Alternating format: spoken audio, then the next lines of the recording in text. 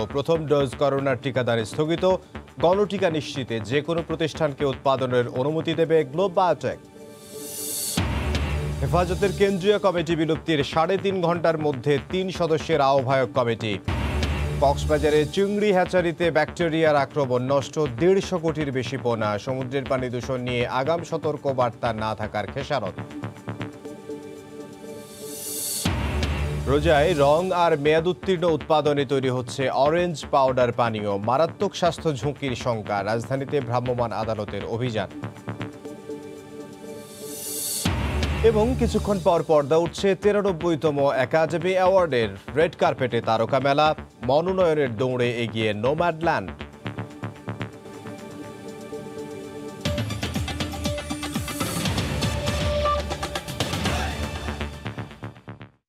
ভোরের সময় সঙ্গে আছে আমি ইমদাদুল হক। ভারতে ছড়িয়ে পড়া করোনার নতুন ধরনের সংক্রমণ ঠেকাতে আগামী ২ সপ্তাহের জন্য প্রতিবেশী দেশের সঙ্গে সীমান্ত বন্ধ ঘোষণা করেছে বাংলাদেশ। তবে চালু থাকবে পণ্য পরিবহন। যারা ভারতে আটকে পড়েছেন তারা হাই কমিশনের মাধ্যমে দেশে ফিরতে পারবেন। গতকাল আন্তঃ মন্ত্রণালয় বৈঠকে এ সিদ্ধান্ত হয়। ভারতে করোনা পরিস্থিতি ভয়াবহ আকার ধারণ করেছে। রোববারও দেশটিতে ৩ লাখ মানুষ করোনায় আক্রান্ত হয়েছেন। এর মধ্যে ইন্ডিয়ান ভেরিয়েন্টে উদ্বেগ বাড়িয়েছে বহুগুণ। বাংলাদেশের ৩ দিকে ভারত ঘিরে থাকায় পণ্য পরিবহন ও চিকিৎসা সহ নানা প্রয়োজনে দুদেশের মধ্যে বহুমাত্রিক সম্পর্ক থাকায় ইন্ডিয়ান ভেরিয়েন্ট ছড়িয়ে পড়ার আশঙ্কা দেখা দিয়েছে। রোববারও বেনাপোল সীমান্ত দিয়ে ভারত থেকে বাংলাদেশে আসা ২ শতাধিক যাত্রীর মধ্যে ৩ জনের দেহে করোনা ভাইরাস শনাক্ত হয়েছে। পরিস্থিতির যখন এই অবস্থা, তখন কি করা যায় তা নিয়ে বৈঠকে বসে আন্তঃমন্ত্রণালয়। সিদ্ধান্ত হয় ১৪ দিনের জন্য বাংলাদেশ ভারত সীমান্ত বন্ধ করার। নিষেধাজ্ঞার এই ২ সপ্তাহে ভারত থেকে যেসব বাংলাদেশিরা ফিরবেন তাদের ভিসার মেয়াদ ১৫ দিনের কম থাকতে হবে। এছাড়া দেশে প্রবেশ করতে কোভিড নেগেটিভ সার্টিফিকেট সহ যাত্রীদের থাকতে হবে প্রাতিষ্ঠানিক কোয়ারেন্টিনে। নিষেধাজ্ঞার ১৪ দিনে ভারত থেকে আসা কার্গোগুলোকে বন্দরে বিশুদ্ধীকরণ করে চালক ও সহযোগীদেরও স্বাস্থ্যবিধি মেনে চলতে হবে বলে বৈঠকে সিদ্ধান্ত হয়। ইন্ডিয়ার সঙ্গে যে সমস্ত স্থলবন্দর সবগুলোতে আসা যাওয়া বন্ধ হয়ে গেছে। আমরাও এটাই রিকমেন্ড করছিলাম, এটা ক্যাবিনেটের থেকে এটা জানিয়ে দিয়েছে। তবে চালু থাকবে জরুরি পণ্য পরিবহন। ভারতে যারা আটকা পড়েছেন তারাও ফিরতে পারবেন। সেক্ষেত্রে সহায়তা নিতে হবে হাই কমিশনের। অ্যাটলিস্ট ২ সপ্তাহ আমরা দেখবো কি অবস্থা। প্যাসেঞ্জারের জন্য সব বন্ধ থাকবে, শুধু কার্গোর জন্য ওপেন থাকবে। অতিমারির কারণে ভারতে এটার নিউ ভেরিয়েন্টস আসছে এবং ব্যাপক আকারে শুরু হয়েছে। এই মুহূর্তে বাংলাদেশে ওরা আসলে নতুন ভেরিয়েন্ট যদি বিস্তার করে তাহলে এটা সামাল দেওয়া খুব কঠিন হবে। বাংলাদেশের সঙ্গে ভারতের ৫টি রাজ্যের সীমান্ত। বাংলাদেশের মোট সীমান্তবর্তী জেলা ৩২টি। শাকির আহমেদ, সময় সংবাদ, ঢাকা। আজ থেকে বন্ধ করোনার প্রথম ডোজের টিকাদান। তবে মে মাসের শুরুতে সেরাম থেকে আসতে পারে ২০ লাখ ডোজ ভ্যাকসিন। এছাড়া ফাইজারের ১ লাখ ডোজ টিকা দেবে কোভ্যাক্স। এদিকে দেশে করোনায় একদিনে আবারও ১০১ জন মারা গেছেন। শনাক্ত হয়েছেন ২৯২২ জন। একদিকে কমে আসছে মজুদ, অন্যদিকে ভারতের সেরাম থেকে কেনা টিকা হাতে পাওয়া নিয়ে অনিশ্চয়তা। এমন পরিস্থিতিতে রোববার এক সংবাদ বিজ্ঞপ্তিতে পরবর্তী নির্দেশ না দেওয়া পর্যন্ত প্রথম ডোজের টিকাদান বন্ধ রাখার কথা জানায় স্বাস্থ্য অধিদপ্তর। এখন পর্যন্ত দ্বিতীয় ডোজ নেননি ৩৬ লাখ মানুষ, অথচ হাতে মজুদ কেবল ২৩ লাখ ডোজ। ঘাটতি পোষাতে আগামী মাসের প্রথম সপ্তাহে সেরামের ২০ লাখ ডোজের বিষয়ে আসার কথা শোনালেন স্বাস্থ্য অধিদপ্তরের মহাপরিচালক। একই সঙ্গে কোভ্যাক্সের মাধ্যমে মিলবে ফাইজারের ১ লাখ ডোজ। কোভ্যাক্স যে টিকাটা দেবে বলেছে সেটা তো বলেই দিয়েছে, ওরা ফাইজারের টিকা দিবে। ওরা তো আলাদা করে বলে নাই যে অন্য কোনো টিকা দিবে।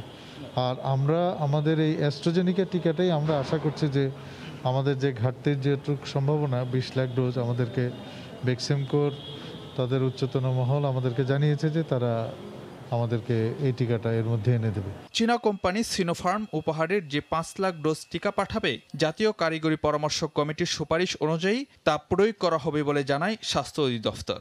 ডিরেক্টর জেনারেল ড্রাগ অ্যাডমিনিস্ট্রেশন তাদেরকে অনুমোদন দিয়েছে। আমরা টিকাটা গ্রহণ করব বলে তাদেরকে জানিয়েছি। তারা এখন যেদিন আমাদেরকে দেবে সেদিন আমরা সেটা গ্রহণ করব। এখন এই টিকা আমাদের দেশের লোকের উপরে প্রয়োগ করা হবে কি হবে না, এটা আমাদের জাতীয় কমিটি যারা আছেন, আমাদের ঊর্ধ্বতন কর্মকর্তা যারা আছেন, তারা সিদ্ধান্ত নেবেন, তারা যেভাবে বলবেন সেভাবেই হবে। এছাড়া রাশিয়ার টিকার বিষয়ে কোনো চুক্তির তথ্য জানা নেই প্রতিষ্ঠানটির। ফারুক ভূঁইয়া, রবিন, সময় সংবাদ, ঢাকা। করোনা মোকাবিলায় গণটিকা নিশ্চিত করতে প্রয়োজনে সক্ষম যে কোনো প্রতিষ্ঠানকে ভ্যাকসিন উৎপাদনের অনুমতি দেবে গ্লোব বায়োটেক। ট্রায়ালের অনুমতি পেলে 3 মাসেই সব প্রক্রিয়া শেষ করার আশ্বাস তাদের। ভারতের দেয়া সরকারের উপহার আর সিরাম থেকে ক্রয় করা মিলিয়ে দেশে করোনার ভ্যাকসিন এসেছে 1,03,00,000 ডোজ। এর পুরোটাই প্রয়োগ হলে দেশে জনসংখ্যার হিসেবে 6% টিকার আওতায় আনা সম্ভব। এই অবস্থায় দেশীয় ভ্যাকসিন বঙ্গোভ্যাক্স নিয়ে নড়েচড়ে বসেছে সরকার। উদ্ভাবক প্রতিষ্ঠান গ্লোব বায়োটেক বলছে, মানবদেহে পরীক্ষামূলক প্রয়োগের 3টি ধাপ সঠিকভাবে শেষ হলে বঙ্গোভ্যাক্স হাতে পেতে লাগবে 3 মাস। এরপরেই চাহিদা অনুসারে উৎপাদন করতে সক্ষম তারা। ফেজ 1-2 সাপেক্ষে সরকার যদি মনে করেন যে জরুরি অবস্থার ভিত্তিতে এটি উন্মুক্ত করে দেওয়া যায়, যদি চান ওনারা, সেক্ষেত্রে হয়তো যে 2 মাসের ভিতরে হয়তো হয়ে যেতে পারে। এই টেকনোলজিটি mRNA ভ্যাকসিন আপনারা জানেন সবচেয়ে নিরাপদ, সবচেয়ে ইফেক্টিভ, এবং আমাদের নিজস্বই সক্ষমতা আছে প্রতি মাসে 1 কোটি ডোজ দেয়া। তবে গণটিকা নিশ্চিত করতে অন্য যে কোনো ওষুধ কোম্পানি এই ভ্যাকসিন উৎপাদনের অনুমতি পাবে বলেও প্রতিষ্ঠানটির পক্ষে জানানো হয়। এখানে সবকিছু করে দিবে, ওরা শুধু ফিল করবে। আমার টেকনোলজি তো সে পাচ্ছে না, ওরা প্রোডাকশন করবে। প্রোডাকশন এটা একটা স্পেশালি ফার্মাসিউটিক্যাল সেক্টরে একটা প্রোডাক্ট অন্য কোম্পানিতে করতে হলে একটা নির্দিষ্ট টাকা দিতে হয়, একটা পার্সেন্টেজ দিতে হয়। ওইভাবে আমরা করব, আর অনেকে ইন্টারেস্টেডও করার জন্য। আমরা নিজেরাই যোগাযোগ করছি। এখন বাংলাদেশে 2-3টা কোম্পানি হয়ে গেছে। ইনসেপ্টো আছে, হেলথ কেয়ার আছে, পপুলার আছে, যারা ভ্যাকসিন করে আর কি। পুরোপুরি সিনথেটিক উপাদান ব্যবহার করা এই ভ্যাকসিনে কোনো প্রাণীজ উপাদান ব্যবহার করা হয়নি। রাশেদ লিমন, সময় সংবাদ, ঢাকা।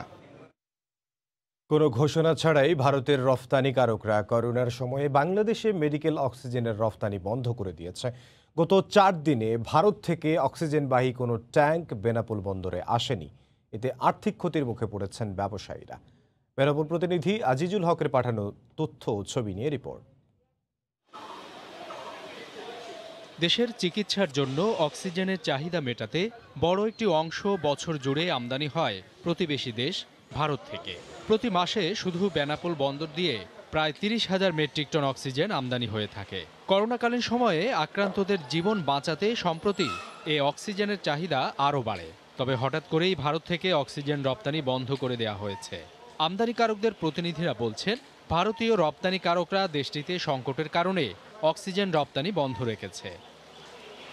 এতে গত 4 দিন ধরে কোনো অক্সিজেনবাহী ট্যাঙ্ক বেনাপোল বন্দরে প্রবেশ করছে না। অক্সিজেন বহনকারী ট্যাঙ্কগুলো কয়েকদিন ধরে বেনাপোল বন্দরে অপেক্ষায় দাঁড়িয়ে আছে। এদিকে হঠাৎ করে আমদানি বন্ধ করায় একদিকে ব্যবসায়ীরা আর্থিক ক্ষতির মুখে পড়েছেন, অন্যদিকে চিকিৎসার জন্য অক্সিজেনের বড় ধরনের সংকট দেখা দিয়েছে।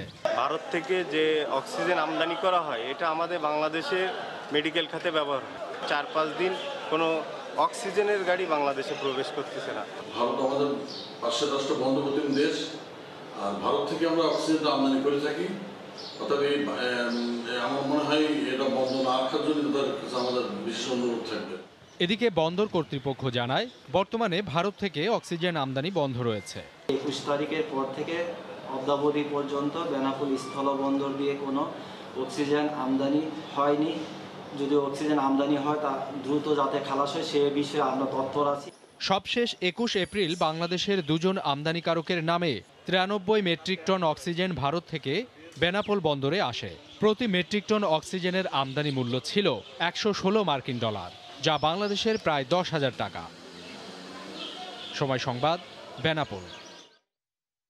দেশের কোথাও যখন করোনা রোগীদের শয্যা মিলছে না, তখন নেত্রকোনার 100 শয্যার আধুনিক জেলা সদর হাসপাতালের করোনা ইউনিটটি পড়ে আছে তালাবদ্ধ অবস্থায়। ভর্তি হতে পারছেন না একজন রোগীও। এছাড়া এখানকার নোংরা পরিবেশ আর চিকিৎসা সেবা নিয়েও অভিযোগের অন্ত নেই। কোনো আইসিইউ বেড না থাকলেও সিভিল সার্জন বলছেন করোনার সেবায় পুরোপুরি প্রস্তুত তারা। নেত্রকোনা প্রতিনিধি আলপনা বেগমের পাঠানো তথ্য ও চিত্রে রিপোর্ট। নেত্রকোনা সদর হাসপাতাল ঘুরে দেখা গেছে পুরো স্বাস্থ্যসেবার বেহাল অবস্থা। শুধু ডাক্তারি নন, রোগ টেস্ট করারও পর্যাপ্ত ব্যবস্থা নেই। লকডাউনে কষ্ট করে বিভিন্ন উপজেলা থেকে আসা রোগীরা পাচ্ছেন না কাঙ্ক্ষিত সেবা। হাসপাতালের সাধারণ রোগী ও স্বজনরা বেডে বসেও পড়ছে না মুখে মাস্ক। মাস্ক ছাড়া এলাও না, তারপরেও অনেকে আসে মাস্ক ছাড়াই। গর্ভবতী মহিলা নিয়ে আসছি, অন্য কোনো যানবাহন নাই, মোটরসাইকেলের রিক্সের উপরে নিয়ে আসতে হচ্ছে। 50 শয্যার জনবল দিয়ে চলা 100 শয্যার হাসপাতালে গত বছর থেকে খোলা হয় 36টি শয্যার করোনা ইউনিট। সিঁড়িতেই আটকানো পুরনো জিনিসপত্র, আর শুয়ে থাকেন একজন মানসিক ভারসাম্যহীন ব্যক্তি। নেই কোনো রোগীও। ভিআইপি সহ ওয়ার্ডের রুমে ঝুলছে তালা। নোংরা এবং বাজে হসপিটাল, যেখানে চিকিৎসার কোনো ব্যবস্থাই ওই অর্থে নেই। সময় মতো সিলাই দেওয়ার লোক থাকে না, ড্রেসিং করার লোক থাকে না, উন্নত মানের আপনার এক্সরে মেশিন নাই। আমরা বাহিরে আলতা করণ লাগে, কি করে কিবা করতাম। জেলায় করোনার নমুনা পরীক্ষা দিলে ময়মনসিংহ থেকে রিপোর্ট আসে কয়েকদিন পর, কখনো আসেই না। এ নিয়ে ক্ষুব্ধ নগরবাসী। করোনা চিকিৎসা তো দূরের কথা, সারা জেলার স্বাস্থ্য ব্যবস্থাই ভেঙে গিয়েছে। বলতে পারেন যে রোগী নাইতে তালা মারা তো থাকবেই, আর আপনার যদি ব্যবস্থায় না থাকে রোগী এখানে আসবে কেন?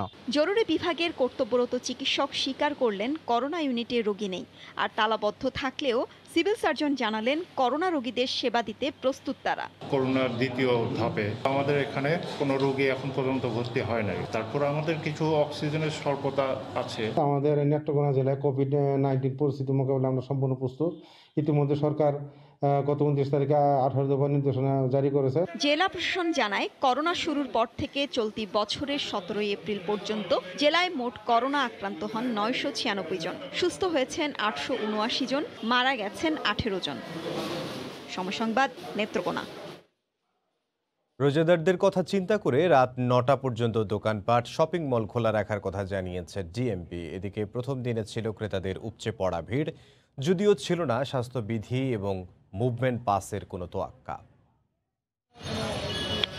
বেলা বাড়তে বাড়তেই কানায় কানায় পূর্ণ রাজধানীর নিউ মার্কেটের ভেতর বাহির। সকাল 10টায় মার্কেট আর শপিং মল খোলার কথা, কিন্তু তার আগে থেকেই ভিড় লেগে যায় দোকান মালিক কর্মচারীদের। দিনের শুরুতেই স্বাস্থ্যবিধি তোয়াক্কাহীন, অকেজো জীবাণুনাশক টানেল, দূরত্ব শূন্যের কোঠায়।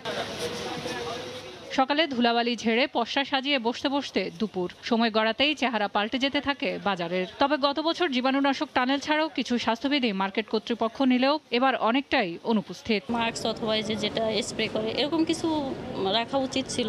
পুরোটাই মার্কেট কর্তৃপক্ষের দায়িত্ব থাকতে হবে, মাস্ক, স্যানিটাইজার, ডিস্টেন্স। বেলা বাড়তেই কঠোর স্বাস্থ্যবিধি মানার সর্বোচ্চ শর্ত হুমড়ি খেয়ে পড়ে স্বাস্থ্যবিধি মানা আর মানানোয় ক্রেতা বিক্রেতাদের মুখোমুখি দোষারোপে। কাস্টমার মানবে ঠিকই, মানবে না কেন? নাহলে আমাদের মার্কেটে ঢুকতে দিব না। যারা কাস্টমার আসবে তারাও স্বাস্থ্যবিধি মেনে আসবে, তাহলে উভয়ের জন্য ভালো। এছাড়া লকডাউনের সময়টিতে মার্কেট শপিং মলে যেতে মুভমেন্ট পাস নেওয়ার কথা থাকলেও সবার কাছে যেন অপ্রয়োজনীয় বিধি। মুভমেন্ট পাস নেওয়ার কথা ছিল, নেওয়া পাস ছিল কিন্তু আমার নাই। লকডাউন ক্ষেত্রে তো আসলে মার্কেটের ক্ষেত্রে এটা লাগে কি লাগে জানা নেই।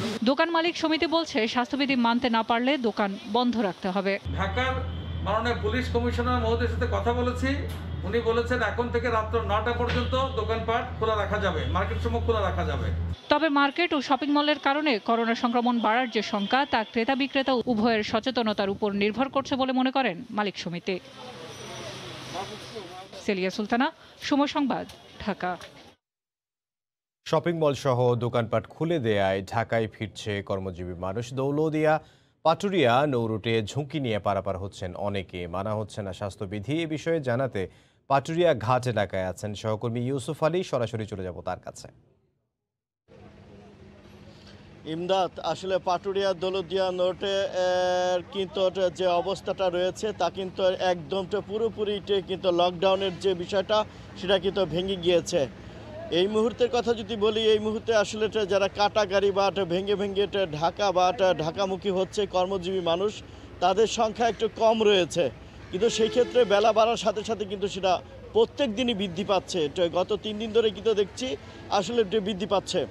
সেই ক্ষেত্রে এখন যদি আমি বলি পাটুরিয়া দৌলতদিয়া নোটে কিন্তু রাত ঠিক সন্ধ্যা 6টা থেকে, গত রাতে সন্ধ্যা 6টা থেকে আজ ভোর 6টা পর্যন্ত, সকাল 6টা পর্যন্ত এখানে যে বড় যানবাহনগুলো রয়েছে, বড় যানবাহন প্রায় 6 শতাধিক এই রোড দিয়ে পাটুরিয়া ঘাট দিয়ে পার হয়েছে। অন্যদিকে কিন্তু আসলে এই যে ছোট যানবাহন যেগুলো পার হওয়ার কথাই না লকডাউনের সময়, সেই যানবাহনগুলো কিন্তু 60 শতাধিক পার হয়েছে। আর অন্যদিকে কিন্তু সেই ক্ষেত্রে যে বিষয়টা সৃষ্টি হয়েছে, যদি বলি দৌলতদিয়া প্রান্ত থেকে ঢাকাগামী যানবাহনের সংখ্যা, সেই যানবাহন কিন্তু 2000 যানবাহন পার হয়েছে, অর্থাৎ 2 সহস্রাধিক। সেই ক্ষেত্রে কমপক্ষে 1500 অর্থাৎ 1500 যানবাহন কিন্তু শুধু ঢাকার দিকেই পার হয়েছে, ঢাকার দিকে। তো সেই ক্ষেত্রে যদি আমি বলি মোটর বাইক, কমপক্ষে রাতের দিকে 7 শতাধিক মোটর বাইক পার হয়েছে। যদি এই 7 শতাধিক মোটর বাইকই বলে দেয় যে আসলে কতটুকু লকডাউনটা চলছে এইটে পাটুরিয়া দৌলতদিয়া রোডে, অর্থাৎ শুধু বাস চলাচল বন্ধ রয়েছে। তবে এই যে সকাল 6টা থেকে এই যে পাটুরিয়া দৌলতদিয়া রোডে সবগুলো ফেরি চলাচল বন্ধ রয়েছে, শুধু জরুরি বা নিত্য প্রয়োজনীয় যে যানবাহনটা পার করা হবে সেই জন্য এটা আসলে 2টি ফেরি এখানে এটা রেডি করে প্রস্তুত করে রাখা হয়েছে। সেইটা যদি অ্যাম্বুলেন্স বা সেই রকমটা যানবাহন বা যেগুলো নিত্য প্রয়োজনের মধ্যে পড়ে এবং কি অ্যাম্বুলেন্স বা জরুরি যে যানবাহন, সেই যানবাহনকে কিন্তু কর্তৃপক্ষ পার করবে। যদি আমি বলি ঘাটের অবস্থা, পাটুরিয়া ঘাটের দিকে তাকাইলে কিন্তু এখন একের পর এক private car, jeep, motor bike নিয়ে যারা ভাড়ায় চালিত তারা এখানে জড়ো হচ্ছে।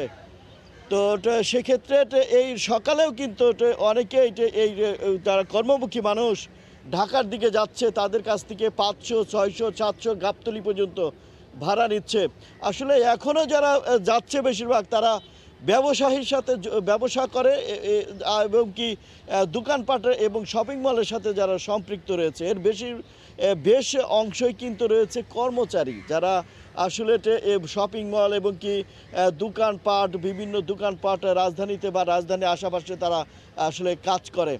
এবং কি যারা সাভার, নবীনগর, এইসব ধামরাই, এসব অঞ্চলের মানুষ কিন্তু আসলে যাচ্ছে। অন্যদিকে কিন্তু পাটুরিয়া দৌলতদিয়া রোডের আসলে যদি বলি চেকপোস্টের কথা, আমি এটা আসলে কোনো চেকপোস্ট আমার চোখে পড়েনি। এটা যে ঢিলাঢালা চেকপোস্টে থাকলে সে চেকপোস্টের এখন কোনো কিন্তু অস্তিত্ব নাই, কিন্তু 8টার পরে কিছু চেকপোস্টে পুলিশের কিছু সদস্য দেখা যায়, কিন্তু সেটাও একদম ঢিলাঢালা। অর্থাৎ এই যে আসলে লকডাউনের যে মানানো বা স্বাস্থ্যবিধি মানানোর জন্য যারা থাকার কথা, তা কিন্তু ঘাট এলাকায় এবং চেকপোস্টগুলোতে একদম ঢিলাঢালা, আর সেটা দেখাই যাচ্ছে না। আর যদি বলি এখানকার যারা আসলে শ্রমিক রয়েছে, যাত্রী রয়েছে, তারা কিন্তু কিছু মনেই করছে না বলে আসলে দেশে এই যে প্রত্যেক দিন 101 জন, 99 জন, 91 জন, মানে একদম শত ঘরে এই যে আসলে মানুষ মারা যাচ্ছে, কিন্তু এটাতে তাদের কোনো আসলে মাথায় অনেকেই তোয়াক্কাই করছে না, যার জন্য মাস্ক ছাড়াই তারা বের হচ্ছে এবং ঠিকই প্রত্যেক দিনই কিন্তু তারা এই কাজটি করছে। পাটুরিয়া দৌলতদিয়া এবং আরিচা কাজিরহাট রোডে মোট 20টি ফেরি রয়েছে, তার 3টি ফেরিটা আসলে ঘাট এই জরুরি ভিত্তিতে দিনের বেলায় চালানো হয় বলে আমাকে ঘাট কর্তৃপক্ষ জানিয়েছে। এই ছিল আমার কাছে ইমদাদ পাটুরিয়া ঘাট থেকে সর্বশেষ অবস্থা। মোহাম্মদ ইউসুফ আলী আমাদের সঙ্গে যোগ দিয়েছিলেন মানিকগঞ্জের পাটুরিয়া ঘাট এলাকা থেকে। বহুল আলোচিত হেফাজতে ইসলামের বর্তমান কমিটি বিলুপ্ত ঘোষণার 3.5 ঘন্টার মধ্যেই জুনায়েদ বাবুনগরীকে আহ্বায়ক করে 3 সদস্যের নতুন আহ্বায়ক কমিটি ঘোষণা করা হয়েছে। এর আগে রোববার রাতে হেফাজতের আমির জুনায়েদ বাবুনগরী এক ভিডিও বার্তার মাধ্যমে বর্তমান কমিটি বিলুপ্ত করার কথা জানান। বিস্তারিত জানবো কমলদের রিপোর্টে। রোববার রাত ঠিক 11:15টায় হাটহাজারী মাদ্রাসা থেকে এক ভিডিও বার্তার মাধ্যমে হেফাজতে ইসলামের বর্তমান কমিটি বিলুপ্তের ঘোষণা দেন আমির জুনায়েদ বাবুনগরী। এক্ষেত্রে দলের কয়েকজন নেতার সাথে আলাপ করে এই সিদ্ধান্ত নেওয়া হয়েছে বলে তিনি ভিডিও বার্তায় উল্লেখ করেন। ঈমান আকিদার সংগঠন হেফাজতে ইসলাম বাংলাদেশের কেন্দ্রীয় কমিটিকে বিলুপ্ত, কেন্দ্রীয় কমিটির কিছু গুরুত্বপূর্ণ সদস্যদের পরামর্শক্রমে কমিটি বিলুপ্ত ঘোষণা করা হলো। ইনশাআল্লাহ আগামীতে আহ্বায়ক কমিটির মাধ্যমে আবার হেফাজতে ইসলামের কার্যক্রম শুরু হবে। গত বছরের 15ই নভেম্বর উত্তেজনাকর পরিস্থিতির মধ্য দিয়ে জুনায়েদ বাবুনগরীকে আমির এবং নূর হোসেন কাশিমিকে মহাসচিব করে ঘোষণা করা হয়েছিল 151 সদস্য বিশিষ্ট হেফাজতে ইসলামের এই কমিটি। আল্লামা আহমদ শফি হেফাজতে ইসলামের প্রতিষ্ঠাতাকালীন আমির হলেও এই কমিটিতে তার সব অনুসারীকেই বাদ দিয়েছিলেন জুনায়েদ বাবুনগরী। এমনকি আল্লামা আহমদ শফি মারা যাওয়ার মাত্র 2 মাসের মধ্যেই তড়িঘড়ি করে এই কমিটি ঘোষণা করা হয়। হেফাজতের মূল লক্ষ্য উদ্দেশ্যকে বিসর্জন দিয়ে এই কমিটি গঠন করা হয়েছে। এই তথাকথিত কমিটি মাত্র 4.5 মাসের মাথায় এসে আজকে দুঃখজনকভাবে হলেও বাস্তবতা উপলব্ধি করে এই কমিটি বিলুপ্ত ঘোষণা করেছেন কমিটির আমির সাহেব। আমি এই কমিটি বিলুপ্ত করার যে ঘোষণা এসেছে এই ঘোষণাকে স্বাগত জানাই। কমিটি গঠনের কয়েক মাসের মধ্যে মারা যান মহাসচিব নূর হোসেন কাশিমি। এরপর সংগঠনটির পুরো নেতৃত্ব নিয়ে নেয় যুগ্ম মহাসচিব এবং খেলাফত মজলিস নেতা মামুনুল হক। প্রথমে তিনি জাতির জনক বঙ্গবন্ধু শেখ মুজিবুর রহমানের ভাস্কর্য অপসারণের দাবি তুলে ব্যাপক সমালোচনার মুখে পড়েন। বিগত 2010 সালে নারী নীতির বিরোধিতা করে চট্টগ্রামের হাটহাজারী মাদ্রাসা থেকে আত্মপ্রকাশ করে কওমি মাদ্রাসা ভিত্তিক সংগঠন হেফাজতে ইসলাম। 2013 সালে যুদ্ধ অপরাধীদের বিচারের দাবিতে গঠিত গণজাগরণ মঞ্চের বিরোধিতা করে আলোচনায় আসে হেফাজতে ইসলাম। কিন্তু সাংগঠনিক বিরোধের জের ধরে গত বছরের 17 সেপ্টেম্বর পদ ছাড়তে বাধ্য করা হয় আল্লামা আহমদ শফিকে। পরদিনে তিনি ঢাকায় মারা যান। আর এরপরেই হেফাজতের নেতৃত্ব চলে যায় জুনায়েদ বাবুনগরী এবং মামুনুল হকের হাতে। শেষ পর্যন্ত নানামুখী চাপে সেই কমিটি বিলুপ্ত ঘোষণা করা হলো। কমল দে, সময় সংবাদ, চট্টগ্রাম। কওমি মাদ্রাসার ছাত্র ও শিক্ষকদের রাজনীতি নিষিদ্ধ করেছে কওমি মাদ্রাসা শিক্ষা বোর্ড। রোববার বিকেলে যাত্রাবাড়ি মাদ্রাসায় শিক্ষা বোর্ডের স্থায়ী কমিটির সভায় এই সিদ্ধান্ত নেওয়া হয়। বৈঠকে কওমি অঙ্গনে অস্থিরতা থেকে মুক্ত করতে আলেমরা 6টি সিদ্ধান্ত গ্রহণ করেন। হায়াতুল উলিয়া ছাড়া কোনো ব্যক্তি বা সংগঠন কওমি মাদ্রাসার বিষয়ে কোনো সিদ্ধান্ত নিতে পারবেন না। কওমি মাদ্রাসার ছাত্র ও শিক্ষকরা সর্বসাধারণের রাজনীতি থেকে মুক্ত থাকবেন। যাবতীয় বিষয়ে সিদ্ধান্ত গ্রহণের ক্ষেত্রে 15 জনের বাস্তবায়ন কমিটি থাকবে। রমজান মাস বিবেচনায় আটককৃত ছাত্র শিক্ষকদের মুক্তির দাবিও করা হয়। রমজানের রং আর মেয়াদ উত্তীর্ণ উৎপাদন দিয়েই বানানো হচ্ছে অরেঞ্জ পাউডার ড্রিঙ্ক। নেই মান পরীক্ষার কোনো ব্যবস্থা। এভাবেই 6 বছর ধরে ভেজাল 102টি পণ্য উৎপাদন করত Shaon chemical and food product নামে রাজধানীর একটি প্রতিষ্ঠান। রোববার র্যাব ও বিএসটিআই এর অভিযানে ধরা পড়ে এই চিত্র। এই ল্যাবের যে চিত্র আমরা দেখছি যে এই ল্যাবে পরীক্ষা করার কোনো সিস্টেম নাই বা কোনো টেকনিশিয়ানও নাই, এবং যে রাসায়নিক দ্রব্য দিয়ে পরীক্ষা করা হয় সেগুলোর কোনো উপস্থিতি নাই। টয়লেটে রাখা হয়েছে মেয়াদোত্তীর্ণ নাইট্রিক, সাইট্রিক ও ফলিক অ্যাসিড। সেগুলো মিশিয়ে বানানো হচ্ছে orange powder drinks, glucose, barbecue ও কাবাব মশলা সহ 104টি পণ্য। এসব পণ্যে মেশানো হয় বিয়ে বাড়ি ও কাপড়ের রং। রাজধানীর মাতোয়াইলে Shaon chemical and food product কোম্পানিতে অভিযান চালিয়ে মেলে ভেজালের এমন মহা উৎসব।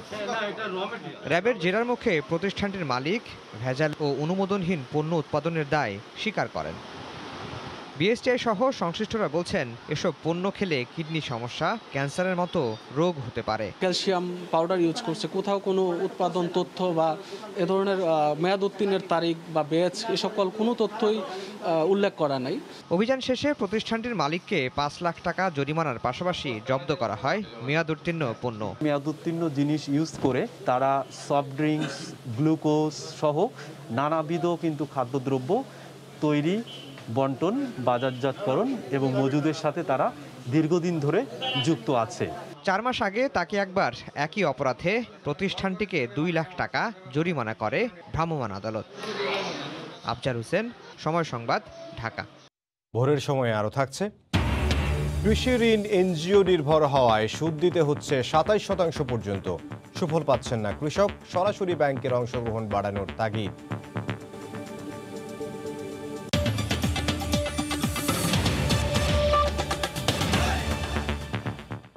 করোনা দুর্যোগে মধ্যবিত্তদের ত্রাণ সহযোগিতার আওতায় আনল সরকার। খাদ্য সংকটে থাকা কেউ 333-তে কল দিলেই তার ঠিকানায় পৌঁছে যাবে খাবার। এদিকে করোনার দ্বিতীয় ঢেউয়ে প্রায় 8 কোটি মানুষকে সরকারি সহযোগিতার আওতায় আনা হবে বলে জানিয়েছেন দুর্যোগ ব্যবস্থাপনা ও ত্রাণ প্রতিমন্ত্রী। করোনার প্রথম ঢেউয়ের ধাক্কা সামাল দিতে না দিতে দ্বিতীয় ঢেউয়ের লকডাউনে আবারও ছন্দপতন হয়েছে খেটে খাওয়া মানুষের জীবনে। দিনমজুর, ছোট ব্যবসায়ী, পরিবহন শ্রমিক কিংবা ভাসমান মানুষরা রয়েছেন এই তালিকায়। দুর্যোগ ব্যবস্থাপনা ও ত্রাণ মন্ত্রণালয়ের মাঠ পর্যায়ের তথ্য বলছে, গত বছরের তুলনায় এবার খাদ্য সংকট ও ত্রাণের চাহিদার তীব্রতা কম। এরপরও মানুষ যাতে খাদ্যে কষ্ট না পায় সেজন্য 121 কোটি টাকা বরাদ্দ করেছে ত্রাণ মন্ত্রণালয়, যার মধ্যে প্রতিটি ইউনিয়ন ও পৌরসভায় 2.5 লাখ এবং সিটি কর্পোরেশনে বরাদ্দ দেওয়া হয়েছে 7 লাখ টাকা করে। এর বাইরে ভিজিএফ থেকে 1 কোটি পরিবারকে দেওয়া হবে 500 টাকা করে। 20 রোজার মধ্যেই সব সুবিধা পৌঁছে যাবে মানুষের দোরগোড়ায়। ওএমএসের 50 লক্ষ পরিবারের চাল মাঠে চলে গেছে, ভিজিটিটা চলমান আছে। আর মাননীয় প্রধানমন্ত্রী যেটা ঘোষণা দিয়েছেন, এটা খুব দ্রুত এটা 36 লক্ষ পরিবারের কাছে অনলাইনে পাঠিয়ে দেওয়া হবে। যে 36 লক্ষ পরিবারকে গতবার সাকসেসফুলি দেওয়া হয়েছে, তাদেরকে এবারে বরাদ্দটা দেওয়া হবে। অর্থনীতিবিদরা বলছেন, সহায়তার পরিমাণ কম হলেও দুর্যোগকালীন মুহূর্তে এই অর্থ মানুষকে বাঁচতে শক্তি যোগাবে। আলটিমেটলি এগুলো, এই সহযোগিতাগুলো তো সমাধান না। সমাধান হচ্ছে যে করোনা আমাদের সহজে ছেড়ে যেহেতু যাচ্ছে না, এই সাধারণ মানুষগুলোর কথা ভেবে তাদের জীবিকাটা ঠিক রেখে জীবনের হুমকি কমানোর দিকে কি করণীয় সেইভাবে আমাদেরকে প্ল্যান করতে হবে। ঈদ উল ফিতর উপলক্ষে আগামী 2রা মে দরিদ্র মানুষের জন্য আরও 572 কোটি টাকা দেবে সরকার। মাহমুদ রাকিব, সময় সংবাদ, ঢাকা। হঠাৎ সাগরের পানি দূষণের কারণে কক্সবাজারে চিংড়ি হ্যাচারিগুলোতে ব্যাকটেরিয়ার আক্রমণ শুরু হয়েছে। এতে চলতি মৌসুমে মড়কের কারণে নষ্ট হয়েছে 150 কোটির বেশি পোনা। বিশেষজ্ঞরা বলছেন, রিসার্চ সেন্টারগুলো আগেভাগেই সতর্ক করলে এ ধরনের ক্ষতির মুখে পড়তে হতো না। বিস্তারিত জানাচ্ছেন সোজাউদ্দিন রুবেল। কক্সবাজার উপকূলে রয়েছে 30টির বেশি চিংড়ি পোনা হ্যাচারি। পোনা উৎপাদনে হ্যাচারিগুলোতে প্রবেশ করানো হয় সাগরের পানি, যা হ্যাচারিগুলোতে প্রক্রিয়াকরণের মাধ্যমে মাদা চিংড়ি থেকে উৎপাদন করা হয় হাজার হাজার চিংড়ি পোনা। কিন্তু হঠাৎ সাগরের পানি দূষণের কারণে হ্যাচারিগুলোতে চিংড়ি পোনা উৎপাদন করতে গিয়ে ব্যাকটেরিয়া আক্রমণ করে।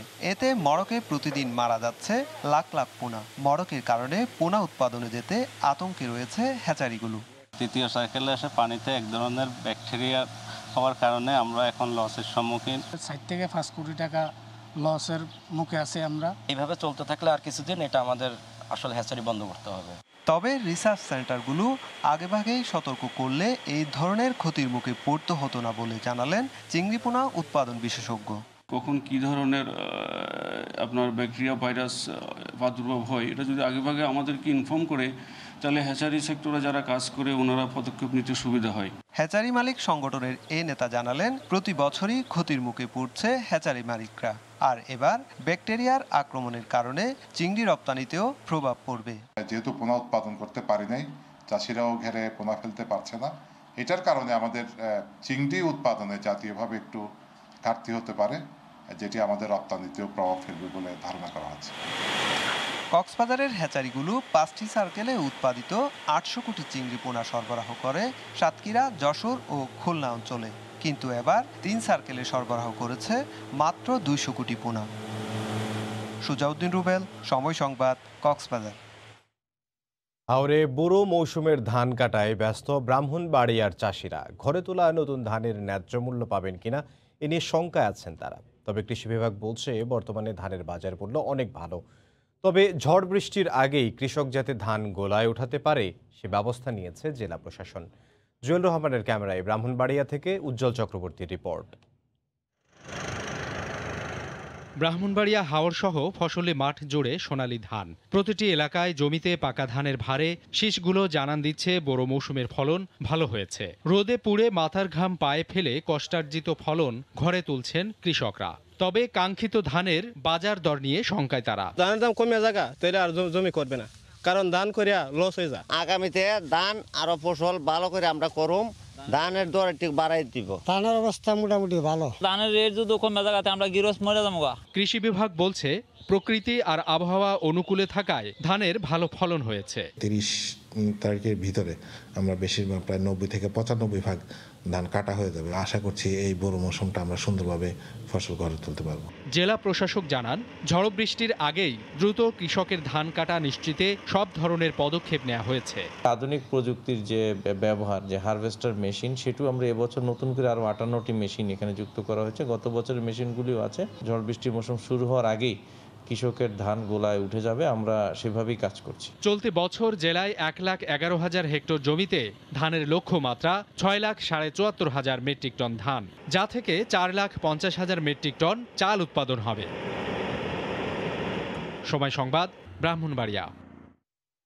কিশোরগঞ্জে বোরো মৌসুমের ধান কাটার উদ্বোধন করেছেন কৃষিমন্ত্রী ডক্টর মোহাম্মদ আব্দুর রাজ্জাক। গতকাল দুপুরে মিঠাপইন উপজেলায় সাধরের হাওরে কম্বাইন্ড হারভেস্টারের মাধ্যমে এই কার্যক্রমের আনুষ্ঠানিকভাবে শুভ সূচনা করেন মন্ত্রী।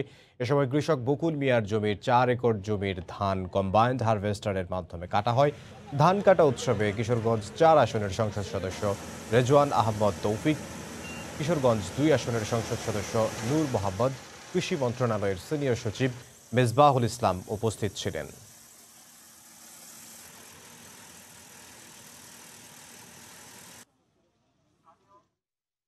লকডাউনের মধ্যে ঝিনাইদহে বেড়ে গেছে পেঁয়াজের দাম। পাইকারি হাট বাজারে সপ্তাহের ব্যবধানে মন প্রতি দাম বেড়েছে 100 থেকে 150 টাকা। এতে অবশ্য খুশি কৃষকরা, তবে বাজারে স্থিতিশীল রাখতে কম আমদানির পরামর্শ ব্যবসায়ীদের।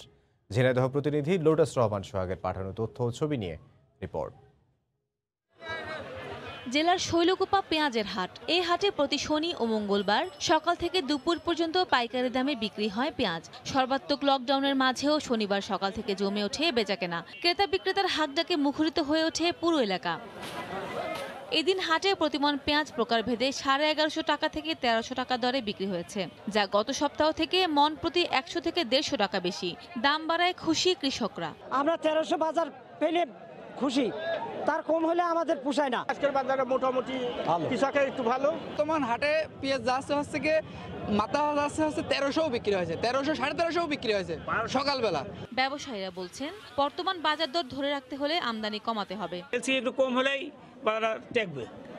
এলসি মালটা যদি গভর্নমেন্ট কম আমদানি করে তাহলে আমাদের বাজার টিকে থাকবে, আর যদি বেশি দেয় তাহলে বাজার টেকবে না। শৈলকুপা বণিক সমিতির দেয়া তথ্য মতে প্রতি হাটবারে এখানে পেঁয়াজ বিক্রি হয় প্রায় 2500 মেট্রিক টন, যা পাঠানো হয় ঢাকা, সিলেট, খুলনা সহ দেশের বিভিন্ন স্থানে। সময় সংবাদ, ঝিনাইদহ। দেশের কৃষি ও পল্লী ঋণ এখনো অনেকাংশে এনজিও নির্ভর, যেখানে 27% পর্যন্ত সুদ দিতে হয় গ্রাহকদের। অর্থনীতিবিদরা বলছেন, ঋণ বিতরণ ব্যবস্থার জটিলতা দূর করে সরাসরি ব্যাংকের অংশগ্রহণ না বাড়ালে কৃষকরা কম সুদে ঋণের সুফল পাবেন না। বাংলাদেশ ব্যাংকও বলছে, এজেন্ট ও উপশাখার মাধ্যমে কৃষি ঋণ বিতরণ বাড়ানোর পরিকল্পনা আছে তাদের। হরিপদ সাহার রিপোর্টে বিস্তারিত। করোনা মহামারীতে দেশের অর্থনীতির বিভিন্ন খাত যখন গতি হারিয়েছে, তখনও সচল কৃষি খাত। খাদ্য ও বিভিন্ন কৃষি পণ্যের উৎপাদনের ধারাবাহিকতা থাকায় নিশ্চিত করা যাচ্ছে খাদ্য নিরাপত্তা। কিন্তু সেই কৃষি খাতেই সরকার ঘোষিত 4% সুদে প্রণোদনার ঋণ বিতরণ ছিল ধীর গতির। আর চলতি অর্থ বছরে কৃষি ও পল্লী ঋণ নীতিমালায় ঘোষিত 26,292 কোটি টাকার ঋণ বিতরণ কতটা কৃষক বান্ধব উপায়ে হচ্ছে, সে প্রশ্ন আছে মাঠের বাস্তবতায়। লোন তো সুদের উপরে তো আমাদেরকে এনজিও থেকে নিতে হয়, ব্যাংক তো আমাদেরকে লোন কোনো দেয় না। কৃষি ব্যাংকে যদি একটা লোন করতে যায়, কাগজপত্র জমা দেওয়া লাগে, তারপর একের পর এক দিনের পর দিন ঘোরাঘুরি করা লাগে, অফিসে থেকে ঘুষ টুসু দেওয়া লাগে। যদি ওখানে সুদের হার কম, কিন্তু খুব সাফার করতে হয়। এনজিও থেকে আমরা টাকা 10 লাখ নিলে 10 লাখ টাকা পাই, আমরা কোনো কিছু লাগে না। 10 লাখে আনবার 2 লাখ টাকা নেব। চলতি অর্থ বছর বেসরকারি ও বিদেশি ব্যাংকগুলোকে কৃষি ও পল্লী ঋণ বিতরণের লক্ষ্যমাত্রা নির্ধারণ করে দেওয়া হয়েছে 15,247 কোটি টাকা। বরাবরের মতো যার 70%ই বিতরণের সুযোগ দেওয়া হয়েছে এনজিওগুলোকে, যেখানে সুদের হার ব্যাংকের 8%-এর তুলনায় কয়েক গুণ। এই বছরে এনজিওর মাধ্যমে যেটা করা হয়েছে, সেখানে 5,725 কোটি টাকা। আমাকে সরাসরি কৃষকের কাছে ব্যাংকিং চ্যানেলে গেলে তো তারা একটা কম সুদে পাবে, কিন্তু যে এলাকায় ব্যাংক নাই সেই সব এলাকায় তো এই সুযোগটা দেওয়াও যাচ্ছে না। ওই সব এলাকায় একটা এজেন্ট ব্যাংকে একটা শাখা থাকলেই কিন্তু ওটা এটাকে কাভার আপ দিতে পারবে, এটা আমাদের বিবেচনায় আছে। 24 থেকে 27-এর মধ্যে মোটামুটি রেঞ্জটা হয়তো বা ভ্যারি করে। যখন আপনি এজেন্ট ব্যাংকিং আউটলেটগুলো দিয়ে লোনটা দেওয়া শুরু করবেন তখন কিন্তু মার্কেটে কম্পিটিশন, একটা হলো এজেন্ট ব্যাংকিং চ্যানেল আর একটা হলো আপনার এমএফআই লিঙ্কেজ, তখন অটোমেটিক্যালি অবশ্যই ওনাদেরকে ইন্টারেস্ট রেটটাকে নামিয়ে আনতে হবে। ওনাদের সাথে কম্পিট করতে গেলে আপনার যে ডকুমেন্টেশন প্রসেস, আপনার যে কোলাটেরাল অ্যারেঞ্জমেন্ট, সেক্ষেত্রে অনেক ছাড় দিতে হবে। গত অর্থবছর লক্ষ্যমাত্রার তুলনায় প্রায় 6% কম বিতরণ হয় কৃষি ও পল্লী ঋণ, যেখানে সুবিধাভোগী ছিল মাত্র 30,67,000 কৃষক। হরিপদ সাহা, সময় সংবাদ, ঢাকা। মুন্সিগঞ্জের গোপপাড়া গ্রামের ৩৫ পরিবার মাঠা বিক্রি করে বংশ পরম্পরায় জীবিকা নির্বাহ করছে, তাই গ্রামটির নাম এখন মাঠার গ্রাম। এখানকার খাঁটি দুধের তৈরি মাঠা ইফতারিতে বেশ জনপ্রিয়। আসছে রাজধানীতেও। আবু সাইদের ক্যামেরায় বিস্তারিত নাসির উদ্দিন উজ্জ্বলের রিপোর্টে। মাঠার গ্রাম গোপপাড়া। গ্রামটির ঘরে ঘরে মাঠা তৈরি হয়। ভোরবেলা মাঠা বিক্রি তাদের পেশা, কিন্তু রোজায় ভোরের বেচাকেনা বন্ধ। তাতে কি মুন্সিগঞ্জের মিরকাদিমের এই গ্রামে এখন ইফতারি ঘিরে ধুম পড়ে মাঠা কেনার। খাঁটি দুধের মাঠা পেয়ে ক্রেতারা খুশি। খুবই ভালো মাঠা নিতে অনেকেই আসে, আত্মীয় স্বজনের বাসায় নিয়ে যায়। তারপরে ইফতারিতে এই মাঠাটা যখন আমরা খাই, আমাদের কাছে মনে হয় যেন কি যেন খাইতেছে, এত ভালো, এত সুস্বাদু মাঠা। ইফতারির জন্য মাঠার অর্ডার আসছে, বাড়িতে বসেই পার্সেল করছেন মনে মনে। এখানকার মাঠা যাচ্ছে রাজধানী ঢাকা সহ দেশের বিভিন্ন এলাকায়। আগে যেমন বাসা এটা বাজারে এসে কিন্তু এখন রোজার সব ফ্যামিলি নিয়েই, যারা রোজা থাকেন তাদের নিয়েই এই মাঠাটা খাওয়া হয়। আমাদের মাঠার কোনো ভেজাল নেই, খাঁটি দুধের মাঠা। সবকিছু ডিরেক্টলি সবার সামনে বানানো হয়, এই কারণে মাঠাটা খুব জনপ্রিয়। আমাদের এখন ঢাকা যেতে পারি না, তো এই জন্য আমরা এখানে বিক্রি করি। খাঁটি দুধের তৈরি মাঠা বিক্রি করেই বংশ পরম্পরায় গ্রামটির ৩৫ পরিবার জীবিকা নির্বাহ করছে। প্রশাসনের পক্ষ থেকে তাদেরকে সব ধরনের সহযোগিতা করা হয়, ভবিষ্যতেও সহযোগিতা অব্যাহত রাখা হবে যাতে এই মাঠা উৎপাদন অনেক বৃদ্ধি করা যায়। প্রতি লিটার মাঠা 60 টাকা আর ঘন মাঠা বিক্রি হয় 100 টাকায়। নাসির উদ্দিন উজ্জ্বল, সময় সংবাদ, মুন্সিগঞ্জ। ভোরের সময় আরো থাকছে। রংপুরে শতবর্ষী এক নারীকে রাস্তায় ফেলে গেল সন্তানরা, উদ্ধারের পর ঠাঁই হলো সরকারি ওল্ড হোমে।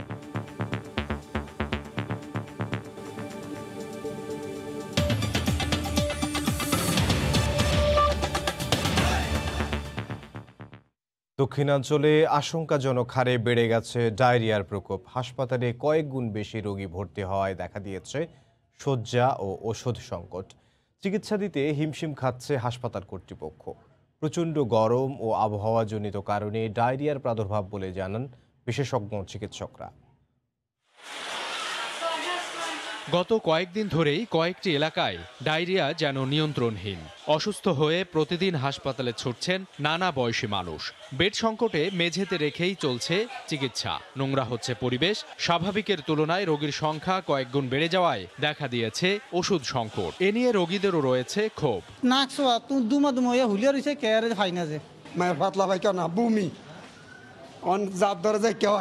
একটা ওষুধও দেয় না, কিছু দেয় না। বলাইতে একটা মানুষ বলাইলে সারা দেয় না, সিস্টারের তো বাইরে না। নাচে করে ডাকলে নাচের আসে না। স্যালাইন দিয়েছে, ইনজেকশন দিয়েছে, দিয়ে দেন না, খরচা টাকা দেন। ভোলায় গত এক সপ্তাহে আক্রান্ত হয়েছেন প্রায় ৩,০০০। সদর হাসপাতাল সহ উপজেলা স্বাস্থ্য কমপ্লেক্সে প্রতিদিন গড়ে ভর্তি হচ্ছেন প্রায় ৪০০ রোগী। একইভাবে মাদারীপুর ও পটুয়াখালীতেও ভয়াবহ রূপ নিয়েছে ডায়রিয়া পরিস্থিতি। আক্রান্তদের মধ্যে বেশিরভাগই শিশু। অতিরিক্ত রোগীর চাপ সামাল দিতে হিমশিম অবস্থা নার্স ও চিকিৎসকদের। স্বাস্থ্যকর্মীদেরও অনেক আছে, শর্ট আছে, যে কারণে রোগীরা অনেক কষ্ট পাচ্ছে। আর অনেক সময় আমরা অনেক ঔষধ রোগীদেরকে কিনতেও দিতেছি, পর্যাপ্ত পরিমাণে ঔষধ দিতে পারতেছি না। অতি গরম পড়লেও কিন্তু এই ধরনের জীবাণুর একটা প্রাদুর্ভাব ঘটে আর কি। তো এই সময় এমন আমাদের দেশে ডায়রিয়ার প্রকোপটা এই সময় আর শীতকালে একটু বেশি থাকে আর কি।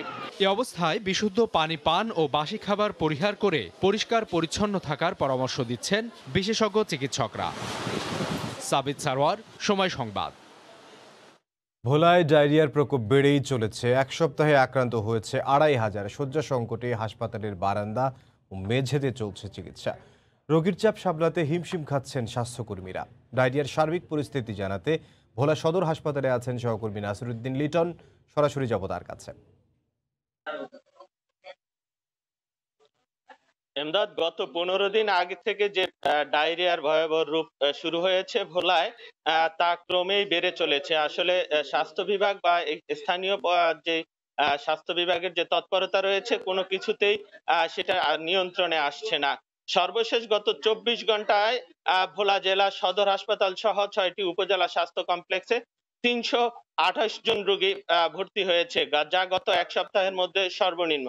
গত এক সপ্তাহ পর্যন্ত আমরা এই হাসপাতালগুলোতে প্রায় 400 করে প্রতিদিন রোগীকে ডায়রিয়া আক্রান্ত রোগীকে চিকিৎসা নিতে দেখেছি। এই মুহূর্তে ভোলা সদর হাসপাতালে শতাধিক রোগী চিকিৎসাধীন রয়েছে। এই রোগীদের কথা যদি বলি যে ভোলা সদর হাসপাতালে এই ডায়রিয়া শুরু হওয়ার থেকে গত 3 মাস ধরে এখানকার রোগীরা যারাই ভর্তি হচ্ছে তারা অনেকটা মানবেতর অবস্থায় নানা দুর্ভোগের মধ্যে তারা আসলে এখানে চিকিৎসাটা নিচ্ছে। ভোলা সদর হাসপাতালে ডায়রিয়া ওয়ার্ডে মাত্র 10টি শয্যা রয়েছে। এই 10 শয্যার বিপরীতে প্রতিদিন গড়ে 150 থেকে 200 রোগী এখানে চিকিৎসা দিতে হয়েছে। এখানে জনবলও রয়েছে 10 শয্যার। আর শয্যা সংকটের কারণে এই সমস্ত রোগীদেরকে পুরুষ মেডিসিন ওয়ার্ড, পুরুষ সার্জারি ওয়ার্ড, চক্ষু ওয়ার্ড সহ যাতায়াতের পথের বারান্দায় আসলে রেখে এদেরকে চিকিৎসা দেওয়া হচ্ছে। আমরা এদের দুর্ভোগের কথা যদি বলি, এই তীব্র গরমের মধ্যে এখানে যে সমস্ত ডায়রিয়া আক্রান্ত রোগীরা আসছে বা তাদের সেবা শুশ্রূষার জন্য যে সমস্ত স্বজনেরা রয়েছে তারা এই ফ্লোরে রেক্সিন বিছিয়ে নিজেরা কাঁথা বালিশ নিয়ে এসে বাসা থেকে আসলে তারা এখানের এই চিকিৎসা সেবাটা নিচ্ছে। আমরা যদি একটু দেখাবার চেষ্টা করি, এই গরমের মধ্যে স্বজনেরা অনেকেই মশার কয়েল জেলে দিন রাত 24 ঘন্টা অনেকটা কষ্ট করে তারা এই রোগীদের সেবা করে যাচ্ছে। এখানে কোনো ফ্যানের ব্যবস্থা নেই কোনো সেইভাবে পয় নিষ্কাশন বা সুযোগ সুবিধা। আর রোগী এই মুহূর্তে ভোলার অন্যান্য হাসপাতালে যদি চিকিৎসাধীন রোগীর কথা বলি, দৌলতখানে 39 জন, বোরহানউদ্দিন উপজেলা স্বাস্থ্য কমপ্লেক্সে 32 জন, তজুমউদ্দিনে 35 জন, লালমোহনে 34 জন, চরপেশনে 52 জন এবং মনপুরায় 22 জন রোগী চিকিৎসাধীন আছে। গত এক সপ্তাহে আমরা সিভিল সার্জন অফিসের সূত্রে যে তথ্য পেয়েছি, প্রায় 2878 জন রোগী ভর্তি হয়েছে। আর এক মাসের তথ্য যদি বলি যে 5789 জন রোগী ভর্তি হয়েছে, যা এ যাবৎকালে ভোলা হসপিটালে বা ভোলা অঞ্চলে এত রোগীর আর দেখা মেলেনি। আমরা এই বিষয়ে কথা বলেছিলাম গত সিভিল সার্জনের সাথে, তিনি জানিয়েছেন যে প্রচন্ড গরম এবং খালে বিলে যে পানি আছে এই অঞ্চলের পানিতে প্রচুর লবণ এসেছে গরমের কারণে, রোদের কারণে। সে লবণাক্ত পানি ব্যবহার এবং অসচেতন ভাবে খাওয়া দাওয়ার কারণেই এই রোগী আক্রান্তর সংখ্যা বেড়েছে। এই বিপুল সংখ্যক রোগী ব্যবস্থাপনার পাশাপাশি তারা আর যেন রোগীরা আক্রান্ত না হয় সেজন্য 76টি মেডিকেল টিম গঠন করে তারা প্রান্তিক লেভেলে গ্রামগঞ্জে মানুষদেরকে স্বাস্থ্য শিক্ষা দেওয়ার কাজ শুরু করেছে বলে সিভিল সার্জন জানিয়েছেন। তার তথ্য অনুযায়ী যে এই 76টি টিম যদি মাঠ পর্যায়ে কাজ শুরু করে তাহলে তারা এই ডায়রিয়া আক্রান্তের সংখ্যা কমিয়ে আনতে পারবে সচেতনতার মাধ্যমে। আর খোলা বাজারে বা স্থানীয় ঔষধ বিক্রেতাদের তথ্য অনুযায়ী ভোলার ডায়রিয়া রোগীদের যে প্রধান দরকারি বিষয় যে স্লাইন, সেই স্লাইনটা সংকট থাকায় বাড়িতে থেকে বা ব্যক্তিগত পর্যায়ে চিকিৎসা দেওয়া কষ্টকর হচ্ছে। লকডাউনের কারণে এবং স্থানীয় যোগাযোগ ব্যবস্থা বিচ্ছিন্ন থাকার কারণে, ভোলা যেহেতু একটি দ্বীপ জেলা, এখানে যোগাযোগ ব্যবস্থা কম থাকার কারণে তারা আসলে ঢাকা থেকে এই পর্যাপ্ত স্লাইন আনতে পারে না। এই সুযোগে গ্রাম লেভেলে অনেক ঔষধ বিক্রেতাকে, অসাধু ঔষধ বিক্রেতারা অতিরিক্ত দামেও এই স্লাইন বিক্রি করার অভিযোগ পাওয়া গেছে। আর ভোলা সদর হাসপাতাল সূত্রে জানা গেছে যে তারা আসলে যেই গত 15 দিন ধরে যে বেশি রোগী আসছে সেগুলোকে ব্যবস্থাপনা করতে তারা আসলে হিমশিম খাচ্ছে। অল্প সংখ্যক জনবল দিয়ে তারা আপ্রাণ চেষ্টা করে যাচ্ছে যেন এই সংকট সমাধানের জন্য চিকিৎসা সেবা অব্যাহত রাখা যায় সেজন্য। আর স্বাস্থ্য বিভাগ সূত্রে আরো একটি তথ্য জানা গেছে যে তারা জনস্বাস্থ্য প্রকৌশলের মাধ্যমে ভোলা অঞ্চলের পানি পরীক্ষা করিয়েছে ঢাকায়, আর নিয়ে সে পানিতে ভোলায় ডায়রিয়ার জীবাণু শনাক্ত হয়েছে। এই কারণেই গ্রাম পর্যায়ে এই কারণেই ভোলায় ডায়রিয়া আক্রান্ত সংখ্যা এখন দিন দিন বেড়েই চলছে।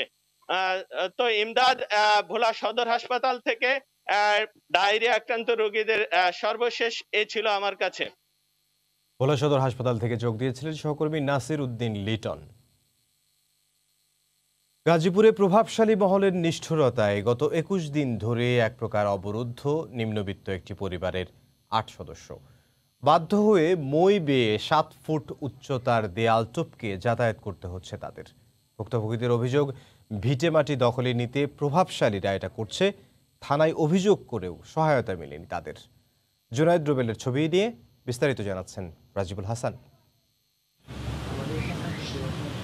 জীবনের গল্পটা কোথাও কোথাও নিষ্ঠুরতা আর প্রতিহিংসার কবলে বিপর্যস্ত। এমনই এক দুঃসহ কঠিন বাস্তবতার মুখোমুখি মাওনার আশরাফ আলীর পরিবার। প্রভাবশালী মহলের কংক্রিটের প্রাচীরে পরিবারটি বন্দী, কাঠের মই বেয়ে চলছে জীবন। একটা মানুষ তো বিরাট জায়গা নাই, না পারি আমি সঙ্গ দেয়া এইবারটা এইবারে যাই, এইবারটা এইবারে আই।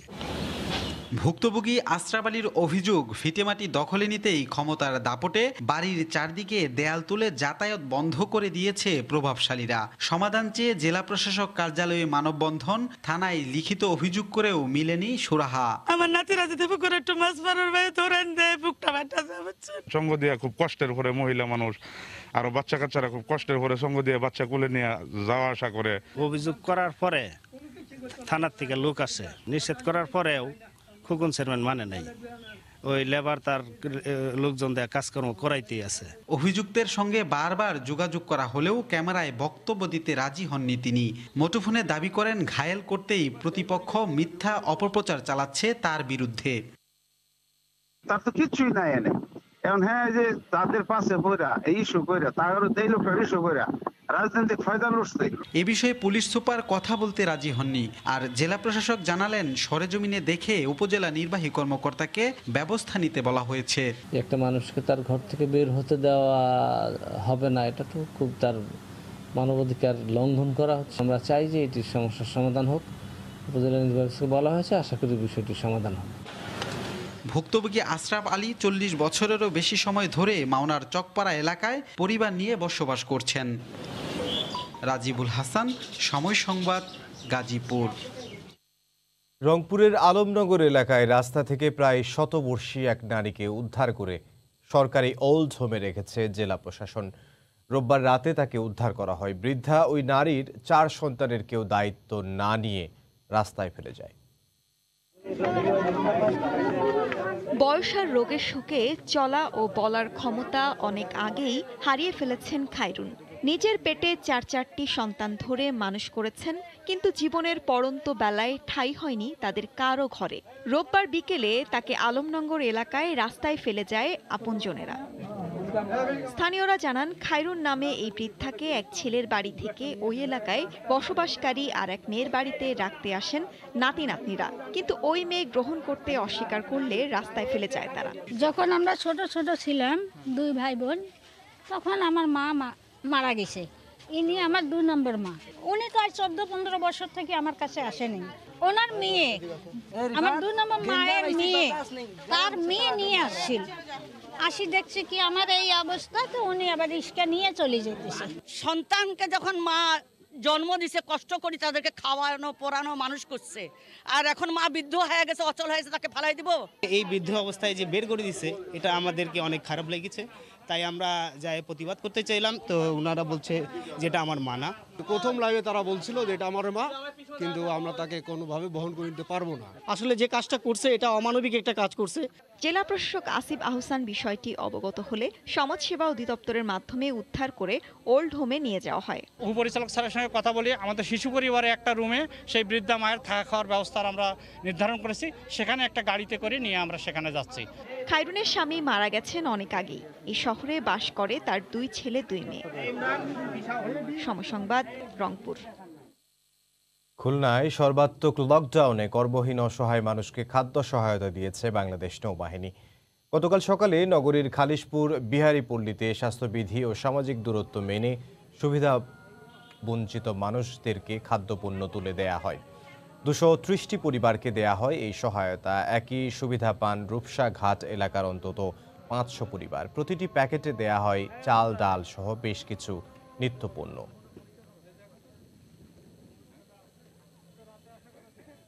লকডাউন কার্যকরে এবার মুন্সিগঞ্জের ধলেশ্বরী নদীতে নৌ ব্যারিকেড দিয়ে তল্লাশি চালিয়েছে নৌপুলিশ। মুক্তারপুর নৌপুলিশ ফাঁড়ি ধলেশ্বরী নদীতে নৌ ব্যারিকেড স্থাপন করে ঢাকা থেকে বরিশাল, চাঁদপুর ও কিশোরগঞ্জগামী 25টি যাত্রীবাহী ট্রলারে নারী পুরুষ সহ বিভিন্ন শ্রেণী পেশার 359 জনকে জিজ্ঞাসাবাদের পর পুশব্যাক করা হয়। তবে 6টি ট্রলারে 188 জন ধান কাটা শ্রমিক এবং 3টি ট্রলারে 45 জন ব্যবসায়ীকে যাচাই বাছাই শেষে গন্তব্যে যাওয়ার অনুমতি দেওয়া হয়। চট্টগ্রামের বাঁশখালী তাপবিদ্যুৎ কেন্দ্রে 7 শ্রমিক নিহতের ঘটনায় বিচার বিভাগীয় তদন্তের দাবি জানিয়েছেন গণস্বাস্থ্য কেন্দ্রের প্রতিষ্ঠাতা ডাক্তার জাফরুল্লাহ চৌধুরী। গতকাল বিকেলে 5 সদস্যের একটি প্রতিনিধি দল নিয়ে বিদ্যুৎ কেন্দ্র এলাকা পরিদর্শনে যান তিনি। এ সময় নিহত শ্রমিক আবু রেজার বাড়িতে গিয়ে পরিবারের সদস্যদের সঙ্গে কথা বলেন। পরে আনুষ্ঠানিক বক্তব্যে বিচার বিভাগীয় তদন্তের দাবি জানান ডাক্তার জাফরুল্লাহ চৌধুরী। গত 17 এপ্রিল শ্রমিকদের আন্দোলনে পুলিশের গুলিতে নিহত হন 7 জন শ্রমিক, আহত হন পুলিশ সহ অন্তত 25 জন।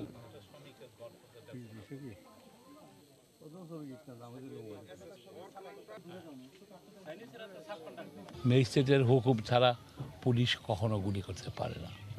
এটার জন্য বিচার বিভাগীয় তদন্ত হওয়া উচিত। যারা ক্ষতিগ্রস্ত হয়েছে তাদেরকে পর্যাপ্ত ক্ষতিপূরণ, 40 বছর কর্মজীবন ছিল, সুতরাং সেই হিসাব করে এটা হলো সেটা। এটা ন্যূনতম দাবি হবে 50 লাখ টাকা। ভোরের সময় আরো থাকছে, ভারত জুড়ে করোনার ঊর্ধ্বগতির মধ্যেই পশ্চিমবঙ্গ বিধানসভা নির্বাচনের 7ম ধাপের ভোট আজ। 4 মন্ত্রী ছাড়াও বেশ কয়েকজন তারকা প্রার্থীর ভাগ্য নির্ধারণ।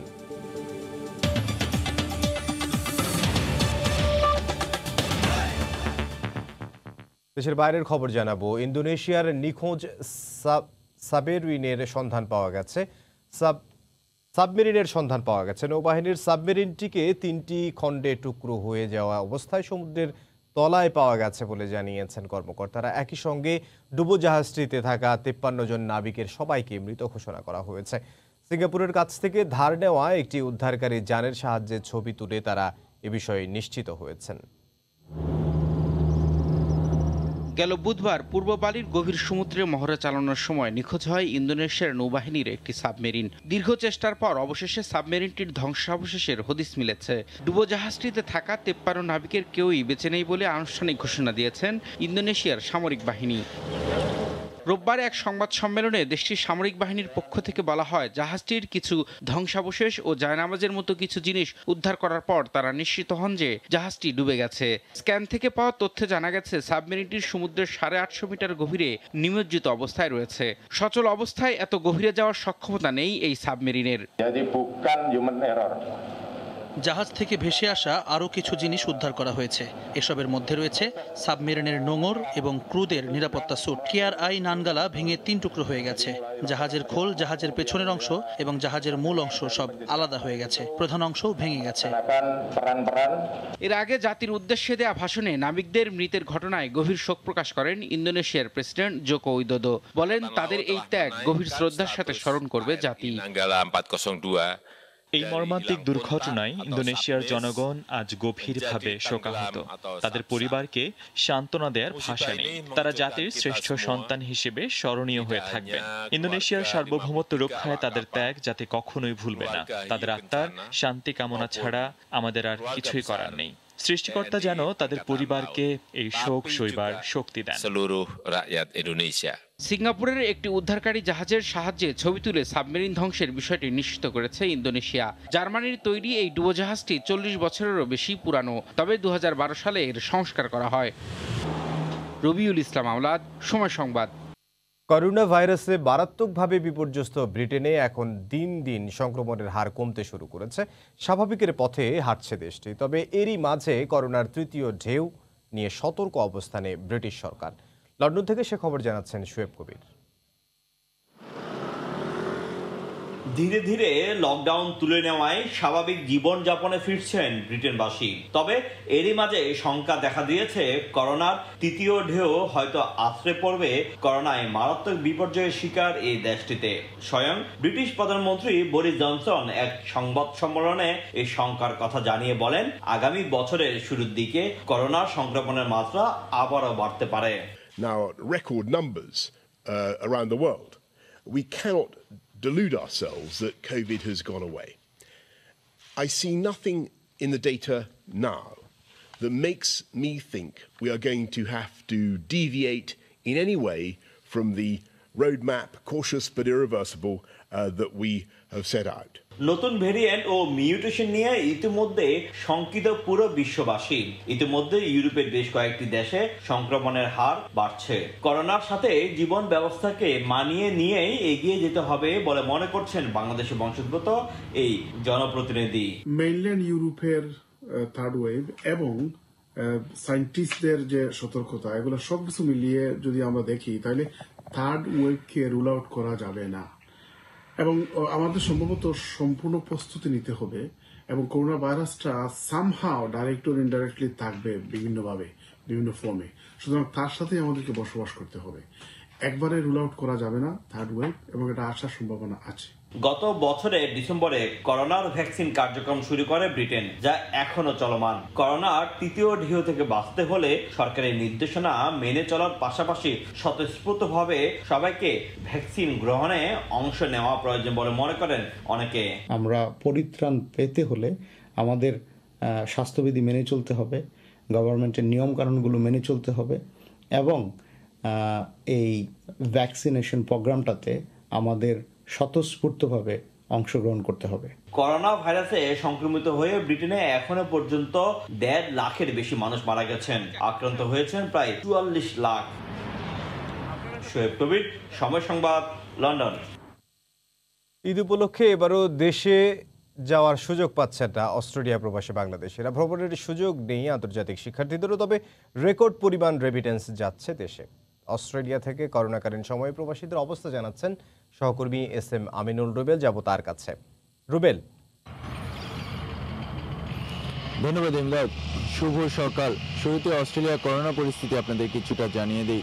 অস্ট্রেলিয়ায় কিন্তু এই মুহূর্তে মাত্র 10 জন স্থানীয় রোগী করোনা আক্রান্ত অবস্থায় আছেন এবং বাকি যারা হোটেল কোয়ারেন্টিনে আছেন চিকিৎসারত অবস্থায়, তারা কিন্তু আন্তর্জাতিক যাত্রী যারা পৃথিবীর বিভিন্ন দেশ থেকে বিশেষ ফ্লাইটে করে অস্ট্রেলিয়াতে গত 1-2 সপ্তাহের ভিতরে এসেছেন। তার মানে স্থানীয় রোগীর সংখ্যা খুব বেশি না, যদিও গত কয়েকদিনে কিন্তু পার্থে 1-2 জন করোনা আক্রান্ত হয়েছিলেন এবং সে কারণে কিন্তু সম্পূর্ণ পার্থকে কিন্তু পুরো স্টেটকেই কিন্তু লকডাউনের আওতায় নিয়ে আসা হয়েছে। সেটি থেকে কিছুটা ধারণা করা যেতে পারে যে অস্ট্রেলিয়া সরকার করোনা মোকাবেলায় কতটুকু স্ট্রিক্ট, যে একজন করোনা আক্রান্ত হলে পুরো স্টেটকে তারা কিন্তু লকডাউনের আওতায় নিয়ে আসা হচ্ছে এবং সেই স্টেট পুরো দেশ থেকে আলাদা হয়ে যাচ্ছে সাময়িক সময়ের জন্য। যদিও এই লকডাউন, তবে পরিস্থিতি বিবেচনা করে এই লকডাউন কিন্তু খুলে দেওয়া হবে। তো অস্ট্রেলিয়ার এই লকডাউন বিভিন্ন স্টেটে বিভিন্ন সময় লকডাউন দেখা যাচ্ছে, অনেক স্টেটে কিন্তু এখনো নতুন করে খুব বেশি মানুষ যাচ্ছেই না সেখানে, কারণ করোনা পরিস্থিতি ভালো হলেও এক স্টেট থেকে আরেক স্টেটে যাওয়ার জন্য যে প্রচুর পরিমাণ ফ্লাইট আগে ছিল সেটি কিন্তু এখন নেই। স্টেট গভর্নমেন্টগুলো কিন্তু যাত্রী খুব বেশি এক স্টেট থেকে আরেক স্টেটে যাওয়া ব্যাপারটি ওয়েলকাম করছে না। তো অস্ট্রেলিয়ার সাথে কিন্তু বাংলাদেশের নিয়মিত যে আন্তর্জাতিক যোগাযোগ সেটি কিন্তু গত বছরের মার্চের 27 তারিখ থেকে বন্ধ আছে। প্রথম 2 মাস কিন্তু সম্পূর্ণরূপে বন্ধ ছিল, তারপরে কিন্তু আন্তর্জাতিক ফ্লাইট খুলেছে, তবে সেটি কিন্তু খুবই সীমিত এবং বিশেষ ফ্লাইটগুলো। আপনাদের জানিয়ে দিই যে অস্ট্রেলিয়া থেকে এখন যদি বাংলাদেশে কেউ যেতে চায়, তো অস্ট্রেলিয়া যারা নাগরিক অথবা পার্মানেন্টলি অস্ট্রেলিয়ায় বসবাস করছে তাদের জন্য এই সুবিধাটা খুব বেশি। আর যারা শিক্ষার্থী আছে বা অল্প সময়ের ভিসা নিয়ে যারা অস্ট্রেলিয়াতে আছে তাদের জন্য কিন্তু এই সুবিধাটা তুলনামূলক একটু কঠিন, তারা কিন্তু সুবিধা পাচ্ছে না দেশে যাওয়ার জন্য। তাদেরকে কিন্তু ইমিগ্রেশনের ওয়েবসাইটে সরকারকে কিন্তু অ্যাপ্লিকেশন করতে হচ্ছে দেশে যাওয়ার জন্য। খুব কঠিন বা খুবই বেদনাদায়ক কোনো কারণ যদি দেখানো যায় তাহলে কিন্তু তারা দেশে যাওয়ার অনুমতি পাচ্ছে। অনেকে কিন্তু আত্মীয় স্বজন, বাবা মা অনেকে কিন্তু মারা গেছে বা মারা যাচ্ছে, বা দেশে কোনো পরিবারের কোনো বিপদে কিন্তু তারা যদি দেশে যাওয়ার জন্য অ্যাপ্লিকেশন করছে, অনেকে কিন্তু দেশে যাওয়ার এই অ্যাপ্লিকেশনটা তারা কিন্তু অ্যাগ্রি হচ্ছে না, ইমিগ্রেশন দেশে যেতে দিচ্ছে না। এবং তারপরেও যারা অনেকে দেশে যেতে পারছে তাদেরকে কিন্তু লিখিত দিয়ে যেতে হচ্ছে যে অন্তত 3 মাস তাদেরকে দেশে থাকতে হবে। সেটি কিন্তু আসলে আর 3 মাস থাকে না, কারণ দেশে যাওয়ার পর দেশ থেকে ফিরতি যে ফ্লাইটটি সেটি কিন্তু পাওয়া যাচ্ছে না এবং অবশ্যই লক্ষ লক্ষ টাকা খরচ করে এখন দেশে যেতে হচ্ছে। দেশ থেকে আসার বেলাও কিন্তু সেটি হচ্ছে। সেখানে আগে কিন্তু মাত্র 60-70 হাজার বাংলাদেশি টাকায় কিন্তু অস্ট্রেলিয়ার রিটার্ন টিকিট কাটা যেত, সেটি কিন্তু এখন কয়েক লক্ষ টাকার একটি ব্যাপার হয়ে দাঁড়িয়েছে। অবশ্যই গত বছর কিন্তু বাংলাদেশিরা অস্ট্রেলিয়া যারা আছে তারা কিন্তু দেশে যেয়ে কেউ ঈদ করতে পারেনি, ঈদ উদযাপন করতে পারেনি, এমনকি কঠোর লকডাউন থাকায় সেই সময়টি ঈদটি অলমোস্ট উদযাপন করার সুযোগই ছিল না। ঈদের জামাত হয়েছে খুব কঠোর নিরাপত্তার ভিতরে, এবং তারপরে বাসায় কিন্তু খুব বেশি মানুষ একসাথে জড়ো হওয়ার সুযোগ ছিল না, পার্টি প্রোগ্রাম করার সুযোগ ছিল না। এবছর অস্ট্রেলিয়া করোনা পরিস্থিতি অনেক ভালো, লকডাউনের নিয়ম নীতিও অনেকটা উঠে গেছে, তবে দেশে কিন্তু যেতে পারছে না অনেক প্রবাসী যারা গত 2-3 বছর যায়নি, কিন্তু এবছর বা গত বছর যাওয়ার ইচ্ছা তাদের ছিল। তারা কিন্তু প্রায় 4-5 বছরের একটি লম্বা বিরতির ভিতরে পড়ে গেল, যারা তাদের দেশে যেতে পারবে না, আপনজনের সাথে দেখা করতে পারবে না। প্রচুর পরিমাণে বাংলাদেশি কিন্তু ঈদের সময় রমজান মাসটি বিশেষ করে দেশে যায়, এবং দেশ থেকে কিন্তু প্রচুর বাংলাদেশি প্রতি বছরই অস্ট্রেলিয়াতে আসতো। এবছর কিন্তু সেই সুযোগটি পাচ্ছে না। শিক্ষার্থীদের ব্যাপারে আসি, শিক্ষার্থী যারা আছে তারা কিন্তু সরকার চাচ্ছেই যে তারা পড়াশোনা শেষ হওয়ার পর সম্পূর্ণরূপে দেশে চলে যাক। এই মুহূর্তে তারা দেশে যাবে বেড়াতে এবং দেশ থেকে আসবে, এই ধরনের সুযোগ কিন্তু নাই। তো কারণ শিক্ষার্থীদের যে ভিসাটি সেটি কিন্তু সাময়িক অল্প সময়ের জন্য, তাদের পড়াশোনা শেষ হলে কিন্তু ভিসা শেষ হয়ে যায়। অনেক শিক্ষার্থী যদিও পার্মানেন্টলি অস্ট্রেলিয়াতে থাকার ইচ্ছা পোষণ করে থাকে, কিন্তু এই মুহূর্তে সেই সুযোগ সুবিধাটা অনেকটা কমে এসেছে। অস্ট্রেলিয়াতে জব সেক্টর ছোট হয়ে এসেছে। করোনাকালীন সময়ে পৃথিবীর অন্যান্য দেশের মতো অস্ট্রেলিয়াতেও কিন্তু ব্যবসা বাণিজ্য কিছুটা তুলনামূলক কমে এসেছে। তবে ফরেন রেমিটেন্সের দেশে পাঠানোর যে টাকাটি সেটি কিন্তু এবছর আরও অনেক বেশি। যারা এখানে স্থানীয় যারা মানি ট্রান্সফার বিজনেস করেন তাদের সাথে কথা বলে জানা গেছে যে আসলে প্রচুর বাংলাদেশি যখন দেশে যায় তারা সাথে করে কিন্তু ক্যাশ টাকা নিয়ে যায়, কিন্তু গত বছর বা এই বছর কিন্তু কেউ দেশে যেতে পারেনি। আর অস্ট্রেলিয়াতে যারা অস্ট্রেলিয়া প্রবাসী যারা আছে তাদের আয় ইনকাম কিন্তু পৃথিবীর অনেক দেশের চেয়ে, আমি বলবো পৃথিবীর সব দেশের চেয়ে আসলে অনেক ভালো, তাদের সেভিংসও অনেক ভালো, এবং অস্ট্রেলিয়া প্রবাসী বাংলাদেশিরা এখানে অনেক ভালো থাকে। টাকা পয়সার দিক থেকে তারা আসলে কোনো কালেই খারাপ থাকে না, যে কারণে প্রচুর ফরেন রেমিটেন্স কিন্তু বাংলাদেশে যায়। প্রবাসীরা এখানে যারা কষ্ট করে জীবনযাপন করছে বা ভালো আছে তারা কিন্তু মেকশিওর করার চেষ্টা করে দেশে তাদের আপনজন, প্রিয়জন, বাবা মা, বন্ধু সবাই যেন ভালোভাবে ঈদ করতে পারে, ভালোভাবে থাকতে পারে।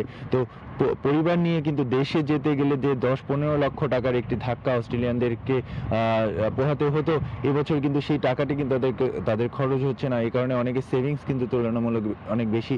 এটি কিন্তু প্রধান কারণ দেখিয়েছে যে অনেকে দেশে যেহেতু যেতে পারছে না, ক্যাশ টাকা সাথে নিয়ে যেতে পারছে না, সে কারণে কিন্তু অনলাইনে এই টাকাগুলো কিন্তু বাংলাদেশে যাচ্ছে। তার মানে বাংলাদেশে করোনা পরিস্থিতি খারাপ হলেও প্রবাসী যারা আছে তারা কিন্তু প্রচুর পরিমাণে টাকা পাঠাচ্ছে, এবং বাংলাদেশের অর্থনীতির চাকা কিছুটা সাবলীল অবস্থায় থাকবে। কিন্তু শিক্ষার্থীরা অস্ট্রেলিয়াতে যারা আসার চেষ্টা করছিল বাংলাদেশ থেকে, তাদের অনেকেই কিন্তু এই বছরের জুন বা জুলাইতে তাদের সেমিস্টারটি শেষ হয়ে যাবে। তাদের ভিসা কিন্তু রিনিউ করতে হলে তাদেরকে নতুন করে নতুন সাবজেক্টে আরও উচ্চশিক্ষার জন্য ভর্তি হতে হবে। তো অস্ট্রেলিয়া প্রবাসী বাংলাদেশি যারা আছে, আমি বারবার বলছি যে তারা আসলে শারীরিকভাবে সুস্থ আছে। অনেকে ব্যবসা প্রতিষ্ঠানগুলো আস্তে আস্তে ধীরে ধীরে আগের চেয়ে ভালো অবস্থার দিকে যাচ্ছে। যারা চাকরি হারিয়েছিল তারা কিন্তু চাকরি পেতে শুরু করেছে, বিশেষ করে শিক্ষার্থী যারা আছে তারাও কিন্তু খণ্ডকালীন চাকরি পেতে শুরু করেছে। শুধুমাত্র একটু দূরের শহর যেগুলো আছে, যেখানে একটু বাংলাদেশি সংখ্যা তুলনামূলক কম, যেমন তাজমানিয়া বা ডারউইন, এই ধরনের জায়গাগুলোতে বাংলাদেশিরা খুব বেশি ভালো আছে সেটি আমি বলবো না। তবে মেলবোর্ন, সিডনির মতো বড় শহরগুলোতে বাংলাদেশি যারা ছিল তাদের যে ক্রাইসিস ছিল সেটি কিন্তু অনেকটাই কমে গেছে। তো এবছর অস্ট্রেলিয়া প্রবাসী বাংলাদেশিরা কিন্তু ঈদ করতে পারবে, যেহেতু ঈদের যে কঠোর নিয়ম নীতি ছিল গত বছর মানুষ একসাথে গ্যাদারিং করার, সেটি কিন্তু কমে আসলেও তবে মানসিকভাবে কিন্তু খুব বেশি ভালো নেই। গত 1 বছরে কিন্তু অনেক বাংলাদেশি এখানে যারা থাকেন তাদের আপনজন মারা গেছেন, কিন্তু তারা কিন্তু দেশে গিয়ে তাদের সাথে দেখা করার সুযোগ পায়নি। স্বাভাবিকভাবে মানসিকভাবে অনেকটাই ভেঙে পড়েছে অস্ট্রেলিয়া প্রবাসী বাংলাদেশিরা। অস্ট্রেলিয়াকে কিন্তু মিডিয়া বলছে যে পৃথিবীর সবচেয়ে বড় জেলখানা এখন, কারণ অস্ট্রেলিয়া কিন্তু বর্ডার কোনো কান্ট্রি নেই। অস্ট্রেলিয়া বর্ডার হচ্ছে শুধুমাত্র ফ্লাই করে যেতে হবে, শিপ যদি না থাকে। তাহলে অস্ট্রেলিয়া বর্ডার যদি বন্ধ থাকে, আমরা কিন্তু অস্ট্রেলিয়া প্রবাসী বাংলাদেশিরা তাদের কিন্তু মানসিকভাবে তাদের ভিতরে একটি সবসময় একটি ধারণা যে আমরা আসলে আটকে আছি, আমরা আসলে চাইলেই কিন্তু দেশে যেতে পারছি না। তো মানসিকভাবে চাঙ্গা হবে ততদিনই যতদিন আমরা দেশে যেতে না পারছি। স্টুডিওতে ফিরে যাচ্ছি এমদাদের কাছে।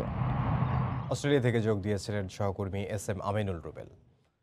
করোনার বিরুদ্ধে চতুর্থ কার্যকরী টিকা হিসেবে যুক্তরাষ্ট্রের তৈরি জনসন অ্যান্ড জনসনের টিকা প্রয়োগে সবুজ সংকেত দিয়েছে ইউরোপিয়ান মেডিসিন এজেন্সি EMA। আগামী সপ্তাহে টিকাটি অনুমোদনের আভাস দিয়েছে সংস্থাটি। তবে টিকার পার্শ্ব প্রতিক্রিয়ার ঝুঁকি বিষয়টি এখনও বিবেচনায় রয়েছে বলে জানান কর্মকর্তারা। জার্মানির বার্লিন থেকে সে খবর জানাচ্ছেন সহকর্মী বিটু বড়ুয়া। ব্রিটিশ সুইডিশ ঔষধ প্রস্তুতকারী প্রতিষ্ঠান অ্যাস্ট্রাজেনেকা টিকা গ্রহণকারীদের শরীরে রক্ত জমাট বাঁধার মতো যে সমস্যা দেখা গিয়েছিল, ঠিক একই সমস্যায় গত 13 এপ্রিল যুক্তরাষ্ট্রের তৈরি জনসন অ্যান্ড জনসনের টিকার প্রয়োগ স্থগিত করে। ইউরোপিয়ান মেডিসিন এজেন্সি ইএমএ টিকা গ্রহণকারীদের শরীরে কেন পার্শ্ব প্রতিক্রিয়া দেখা দিচ্ছে তা নিয়ে যুক্তরাষ্ট্র ও ইউরোপের চিকিৎসা বিজ্ঞানীরা চালান রাত দিন গবেষণা। অবশেষে ইএমএ জানালো যুক্তরাষ্ট্র ও বেলজিয়ামে ঔষধ প্রস্তুতকারী প্রতিষ্ঠান জনসন অ্যান্ড জনসনের ভ্যাকসিন অন্যান্য টিকার মতোই নিরাপদ ও কার্যকরী। তবে টিকার কারণে পার্শ্ব প্রতিক্রিয়ার বিষয়টি অমূলক বলছেন জনসন অ্যান্ড জনসনের কর্মকর্তারা। এর আগে জনসন অ্যান্ড জনসনের উদ্ভাবিত টিকাটি যুক্তরাষ্ট্রে কমপক্ষে 7 মিলিয়ন মানুষের দেহে প্রয়োগ করে দেশটির স্বাস্থ্য মন্ত্রণালয়। তবে ইউরোপে 27 দেশের মধ্যে বেলজিয়াম ও ফ্রান্স টিকা গ্রহণে সম্মতি দেখালেও স্থগিতাদেশের কারণে টিকা প্রয়োগে বিরত থাকে গ্রিস, ইতালি সহ ইউরোপের আরও অনেক দেশ।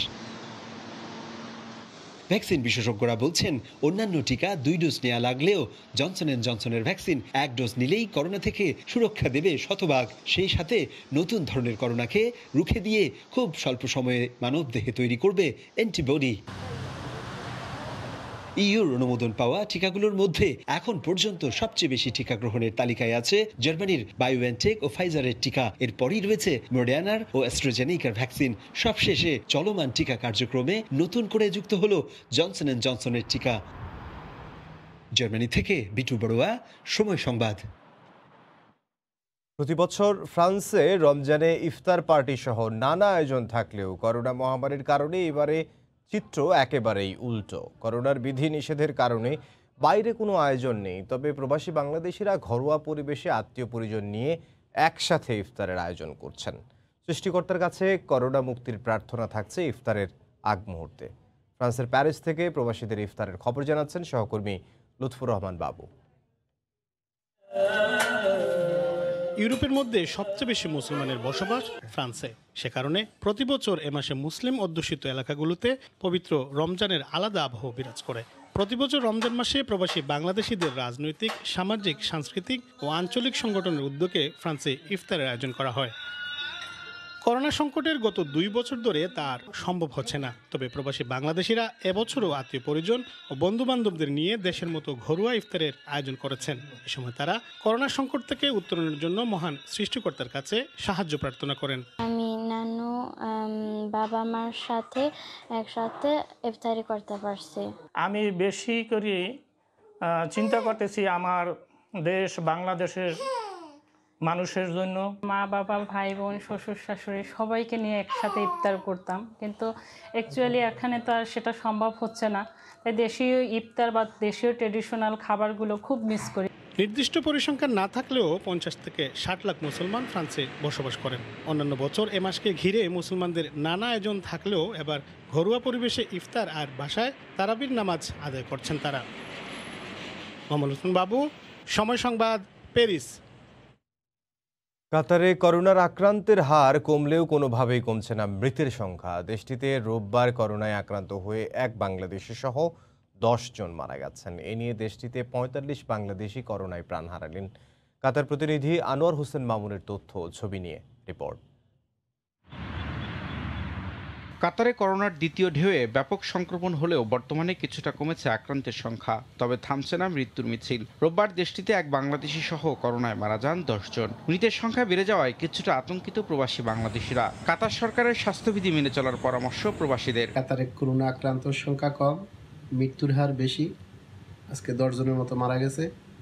আমরা প্রবাসীরা স্বাস্থ্যবিধি মেনে চলার জন্য অনুরোধ করছি। কাতার সরকার যে বিধিনিষেধ দিয়েছে আপনারা সবাই সতর্কভাবে চলবেন এবং সব বিধিনিষেধ মেনে চলবেন। অভিবাসী ও স্থানীয় নাগরিক মিলিয়ে 26 লাখের বেশি জনসংখ্যার দেশটিতে এরই মধ্যে প্রায় 14 লাখের বেশি মানুষকে বিনামূল্যে করোনা ভ্যাকসিন দেওয়া হয়েছে। দেশটিতে বর্তমানে চিকিৎসাধীন রোগীর সংখ্যা 20,000-এর মতো। এখন পর্যন্ত 45 জন বাংলাদেশি সহ করোনায় মারা গেছে 428 জন। সময় সংবাদ, দোহা, কাতার। কুয়েতের রেস্টুরেন্টগুলোতে ইফতার বেচা কেনায় নেই আগের সেই আমেজ, ক্রেতাদের উপস্থিতিও একেবারেই নগণ্য। করোনা সংক্রমণ রোধ করতে এবং সরকারি বিধিনিষেধ মানতে ঘরেই নিজেদের মতো করে ইফতার করছেন প্রবাসী বাংলাদেশি সহ অধিকাংশ বাসিন্দারা। কুয়েত থেকে শরীফ মোহাম্মদ মিজানুর রহমানের তথ্য ও ছবি নিয়ে রিপোর্ট। মহামারী করোনা প্রতিরোধে কুয়েতে দ্বিতীয় দফায় চলছে 10 ঘন্টার কারফিউ। সন্ধ্যা 6টার মধ্যে সব রেস্টুরেন্ট বন্ধের নির্দেশনা দিয়েছে কুয়েত সরকার, তবে চালু রয়েছে পণ্য ডেলিভারি। ইফতারের ঠিক আগ মুহূর্তে বন্ধ হয়ে যাওয়ায় আগের মতো ভিড় নেই ইফতার বাজারে। তবে যেখানে পবিত্র রমজান মাসে ইফতারের সময় রেস্টুরেন্টগুলোতে বাংলাদেশি সহ স্থানীয় বাসিন্দাদের উপচে পড়া ভিড় ছিল, সেখানে এখন অনেকটাই জনমানব শূন্য। তবে রমজান মাসে সরকারের নির্দেশনা মেনে রেস্টুরেন্টগুলো ডেলিভারি সার্ভিস চালু রেখেছে। পুরোদমে বিক্রি না হওয়ার প্রভাব পড়েছে প্রবাসী বাংলাদেশিদের ব্যবসার উপরও। আমার হোটেলে প্রতিদিন একটা দুইটা পার্টি থাকে, এই পার্টিগুলো বন্ধ, লোকাল কাস্টমারও একবারেই বন্ধ, ব্যবসা বাণিজ্য পুরা বন্ধর দিকে। লকডাউনের মাঝে আমরা মোটামুটি এখনো কিছুটা চলতেছে, আশা করি আমরা রমজানের পরে দুইটার অবস্থা ইনশাল্লাহ আমরা ভালো হবে। কুয়েতে করোনা সংক্রমণ যেমন বেড়েছে তেমন বেড়েছে মৃত্যু হারও। এমন অবস্থায় সরকারি নির্দেশনা এবং স্বাস্থ্যবিধি মেনে চলার আহ্বান প্রবাসী বাংলাদেশিদের। সময় সংবাদ, কুয়েত। কানাডার মন্ট্রিয়লে বাড়ি ভাড়া বৃদ্ধি ও ভাড়াটিয়াকে উচ্ছেদের প্রতিবাদে বিক্ষোভ সমাবেশ অনুষ্ঠিত হয়েছে। করোনা মহামারীর বিধি নিষেধ উপেক্ষা করে 53টি সংগঠনের নেতৃত্বে স্থানীয় ও প্রবাসী বাংলাদেশি সহ 1000-এর বেশি বিক্ষোভকারী এতে অংশ নেন। কানাডা থেকে শরীফ ইকবাল চৌধুরীর রিপোর্ট। প্রায় 2 বছর ধরে কানাডার বিভিন্ন শহরে ক্রমাগত বেড়েই যাচ্ছে বাসা ভাড়া। এতে হিমশিম খাচ্ছেন ভাড়াটিয়ারা। 2 বছর আগেও 3 বেডের যে বাসার ভাড়া ছিল $650, এবছর সেই বাসা ভাড়া হয়েছে প্রায় $2000। সিটি মন্ট্রিয়াল পরিচালিত বিপদকালীন বাসস্থানের কোনটিই খালি নেই। নিম্ন আয়ের পরিবারের জন্য সরকার নির্ধারিত বাড়িগুলিও নাগালের বাইরে। নতুন অভিবাসী, শরণার্থী প্রত্যাশী ও আন্তর্জাতিক শিক্ষার্থীর সংখ্যা বেড়ে যাওয়ায় বাসস্থান সংকটের অন্যতম কারণ। এছাড়া অন্যান্য শহরের তুলনায় জীবনধারণ ব্যয় কম হওয়ায় মন্ট্রিয়ালে মানুষের চাপ বেড়ে যাওয়ায় বাসা ভাড়াও চরমে পৌঁছেছে। মন্ট্রিয়াল ডাউনটাউনের পর সবচেয়ে বেশি ভাড়া বাংলাদেশি অধ্যুষিত পার্ক এক্সটেনশন এলাকায়। লাগামহীন ভাড়ার কারণে জীবনধারণ কঠিন হয়ে পড়েছে।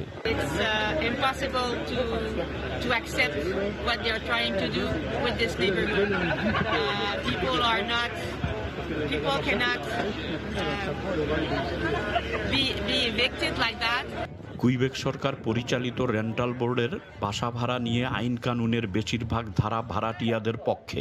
শুধুমাত্র বাড়ি বেচা কেনা বা ভাড়া পরিশোধে ব্যর্থ হলে বাড়ির মালিকদের পক্ষে রায় দিয়ে থাকেন বিচারক। শরীফ ইকবাল চৌধুরী, সময় সংবাদ, কানাডা। প্রায় 3000 বছরের প্রাচীন ঐতিহ্যের দেশ ইতালি। জুলিয়াস সিজারের সেই রোম সাম্রাজ্যে অধীনে ছিল পুরো ইউরোপ, আফ্রিকার উত্তরাঞ্চল এবং পশ্চিম এশিয়ার বিশাল ভূখণ্ড। দ্বিতীয় বিশ্বযুদ্ধে ন্যাৎসি বাহিনী দখল করেছিল ইতালির অনেক অংশ। 25শে এপ্রিল 1945 সালে ইতালি মিত্রবাহিনীর সহযোগিতায় দখলদার মুক্ত হয়। এই দিনটিকে ইতালি পালন করে নিজেদের জাতীয় স্বাধীনতা দিবস হিসেবে। ইতালির ভেনিস থেকে সে খবর জানাচ্ছেন সহকর্মী মাকসুদ রহমান। রোমান সাম্রাজ্যের প্রাচীন দেশ ইতালি একসময় ইউরোপের প্রাচীন ঐতিহ্যের প্রায় সব স্থাপত্য শিল্প রোমানদের হাতে তৈরি হয়েছিল। এই ঐতিহাসিক দেশটির অনেক অংশ দ্বিতীয় বিশ্বযুদ্ধে জার্মান নাৎসি বাহিনীর দখল করে নেয়। 1945 সালের 25শে এপ্রিল ইতালি মার্কিন নেতৃত্বাধীন মিত্রবাহিনীর সহযোগিতায় দখলদার জার্মান নাৎসি বাহিনীর হাত থেকে রক্তক্ষয়ী যুদ্ধের মাধ্যমে মুক্ত হয়। এই দিনটিকে ইতালি জাতীয় স্বাধীনতা দিবস হিসেবে পালন করেন। করোনার ভয়ঙ্কর আগ্রাসনের মধ্যে ইতালি পালন করলো দ্বিতীয়বারের মতো স্বাধীনতা দিবস। এবছর দিবসটি উপলক্ষে ইতালির প্রেসিডেন্ট সার্জিও মাতারেল্লা ও প্রধানমন্ত্রী মারিও দ্রাগি বিশেষ বার্তা দিয়েছেন। ৭৬তম জাতীয় স্বাধীনতা দিবসের শুভেচ্ছা জানিয়েছেন দেশবাসীকে। দিবসটিতে বিমান বাহিনীর চৌকস কসরত অভিভূত করেছে সবাইকে, যার মাধ্যমে ফুটে উঠেছে ইতালির যুদ্ধ বিমানের গৌরবময় শক্তিশালী অধ্যায়। ইতালির ৭৬তম স্বাধীনতা দিবস করোনার জন্য ছিল খুবই সাদামাটা। বিমান বাহিনীর চৌকস কসরত ছাড়া আর কোনো রকমের বড় আয়োজন ছিল না। তবে সাধারণ মানুষকে লাল গোলাপ হাতে শুভেচ্ছা বিনিময় করতে দেখা গেছে দেশ জুড়ে। বাংলাদেশি প্রবাসীরাও আনন্দে মেতেছিলেন ইতালির স্বাধীনতা দিবসে। মাকসুদ রহমান, সময় সংবাদ, ইতালি। ভারতে ব্যাপকভাবে করোনা ভাইরাস ছড়িয়ে পড়ায় দেশটির সঙ্গে আজ থেকে 14 দিন সীমান্ত বন্ধ ঘোষণা করেছে সরকার। এ বিষয়ে বিস্তারিত জানাতে বেনাপুর স্থলবন্দরের চেকপোস্টে ইমিগ্রেশনের সামনে আছেন সহকর্মী আজিজুল হক। সরাসরি চলে যাব তার কাছে।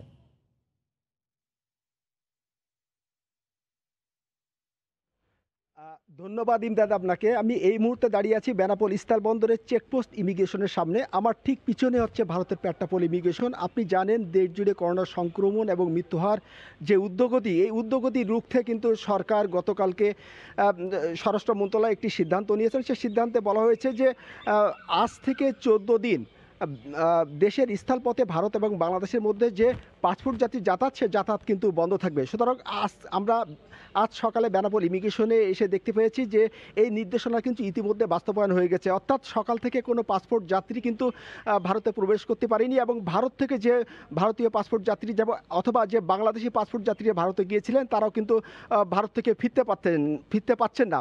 তবে এই নির্দেশনা যারা জানেন না এমন কিছু যাত্রী কিন্তু সকালে আমরা দেখেছি যে বেনাপোল ইমিগ্রেশন এলাকায় এবং ভারতের পেট্টাপোল ইমিগ্রেশন এলাকায় তারা অপেক্ষা করছেন। আপনাকে একটি বিষয় জানিয়ে রাখি যে এর আগেও কিন্তু প্রথম দফায় গত বছরে যখন করোনার সংক্রমণ উদ্যোগতি হয় তখন কিন্তু ভারত সরকার কিন্তু বেনাপোলে এই যে সীমান্ত পথে পাসপোর্ট যাত্রী যাতায়াত সেটা কিন্তু বন্ধ করে দিয়েছিল এবং টানা কিন্তু 8 মাস দু দেশের মধ্যে পাসপোর্ট যাত্রী যাতায়াত বন্ধ ছিল। পরে কিন্তু তারা 3টি শর্ত দিয়ে কিন্তু দু দেশের মধ্যে 8 মাস পরে যে পাসপোর্ট যাত্রী যাতায়াত সেটা সুযোগ দিয়েছিল।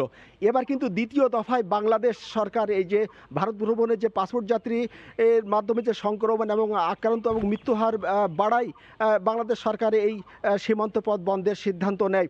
আমরা কথা বলেছি এখানকার যে ইমিগ্রেশন কর্মকর্তার সাথে, আহসান হাবিব আমাকে জানিয়েছেন যে আজ সকালে তারা স্বরাষ্ট্র মন্ত্রণালয় থেকে একটি চিঠি পেয়েছেন এবং সেই চিঠিতে বলা হয়েছে যে আজ থেকে আগামী 14 দিন পর্যন্ত বেনাপোল এবং ভারতের পেট্টাপোল বন্দরের মধ্যে কোনো ধরনের পাসপোর্ট যাত্রী যাতায়াত করবে না এবং নির্দেশনা তারা বাস্তবায়ন করছেন। তবে এখানে একটি বিষয় উল্লেখ করা হয়েছে যে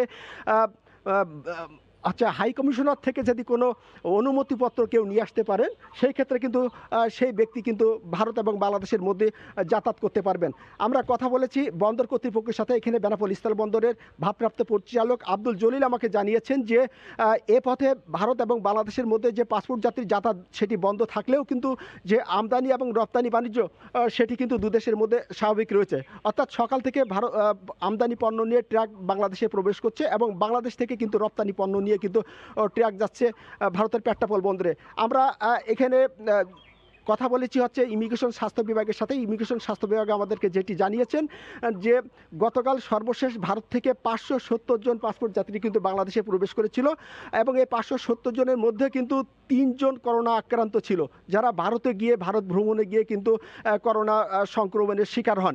এছাড়া 11 জন পাসপোর্ট যাত্রী যাদের আরটিপিসিআরের সনদ ছিল না তাদের করোনা সংক্রমণের আশঙ্কা থাকছে, সে কারণে তাদেরকে কিন্তু এখানে যে প্যাথোজেনিক কোয়ারেন্টাইন সেই কোয়ারেন্টাইনে রাখা হয়েছে। আপনাকে আরেকটি বিষয় আমরা জানিয়ে রাখি যে এখানে যারা পাসপোর্ট যাত্রী যারা এখানে এসেছেন তারা আমাদেরকে বলেছেন যে হঠাৎ করে এই সিদ্ধান্ত নেওয়াতে কিন্তু তারা অনেকটা বিপাকে পড়েছেন। অর্থাৎ অনেকের পাসপোর্টের কিন্তু ভিসা শেষ পর্যায়ে, আসলে তাদের বিষয়ে কি সিদ্ধান্ত হবে, তারা কি বাংলাদেশে ফিরতে পারবেন কিনা এবং যারা বাংলাদেশে এসেছিল ভারতীয় পাসপোর্ট যাত্রী তাদেরও অনেকের ভিসা শেষ পর্যায়ে, তারা কি ভারতে ফিরবেন কিনা এ নিয়ে তারা কিন্তু বিভিন্ন রকমের দুশ্চিন্তার মধ্যে আছেন। তো এই ছিল বেনাপোল স্থলবন্দর দিয়ে থেকে আমার কাছে ভারত এবং বাংলাদেশের মধ্যে আজ থেকে যে পাসপোর্ট যাত্রী যাতায়াত বন্ধ তার সর্বশেষ তথ্য। ইমদাদ। বেনাপোল স্থলবন্দর থেকে আমাদের সঙ্গে যোগ দিয়েছিলেন আমাদের সহকর্মী আজিজুল হক। তিনি আমাদেরকে জানাচ্ছিলেন ভারতে ব্যাপকভাবে করোনা ভাইরাস ছড়িয়ে পড়ায় দেশটির সঙ্গে আজ থেকে 14 দিনের সীমান্ত বন্ধের ঘোষণা দেওয়া হয়েছে, তার এই সবশেষ খবর আমাদেরকে জানাচ্ছিলেন। পিরোজপুরে করোনায় জরুরি সেবায় নিয়োজিত স্বেচ্ছাসেবী ও পথচারীদের মাঝে ইফতার সামগ্রী বিতরণ করেছে মিরাজুল ইসলাম ওয়েলফেয়ার ফাউন্ডেশন। ভান্ডারিয়ার বিভিন্ন গ্রাম পাড়া মহল্লায় ঘুরে ঘুরে খাদ্য সামগ্রী বিতরণ করেন উপজেলা যুবলীগের সাধারণ সম্পাদক এহসাম হাওলাদার। এ সময় করোনা প্রতিরোধে মাস্ক ও সচেতনতামূলক লিফলেট বিতরণ করেন ফাউন্ডেশনের কর্মীরা। রমজান মাস জুড়ে স্বেচ্ছাসেবী ও পথচারীদের জন্য ইফতার বিতরণ কর্মসূচিও পালন করা হবে।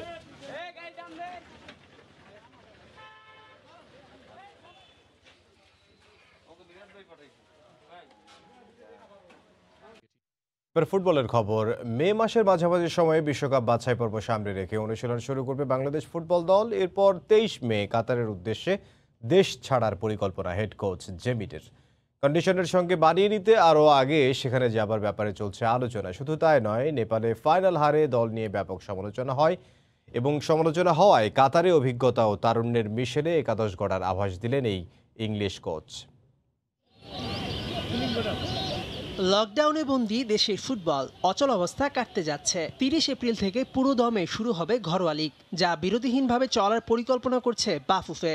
জাতীয় দলের বেশিরভাগ ফুটবলাররা আছে বিভিন্ন ক্লাবে। ইংল্যান্ডে হেড কোচ জেমিডে পরিবারের সঙ্গে সময় কাটাচ্ছেন। তবে বসে নেই জেমি। জুনে কাতার বিশ্বকাপ বাছাইয়ের 3টি গুরুত্বপূর্ণ ম্যাচ। রীতিমতো কাগজে কলমে সেরা দল গড়ার হিসেব করছেন লন্ডনে বসেই। কাতার সফরে যাওয়ায় হাতে নেই যথেষ্ট সময়। সবকিছু ঠিক থাকলে 23 মে কাতার যাত্রা করবেন জামাল ভুঁইয়ারা।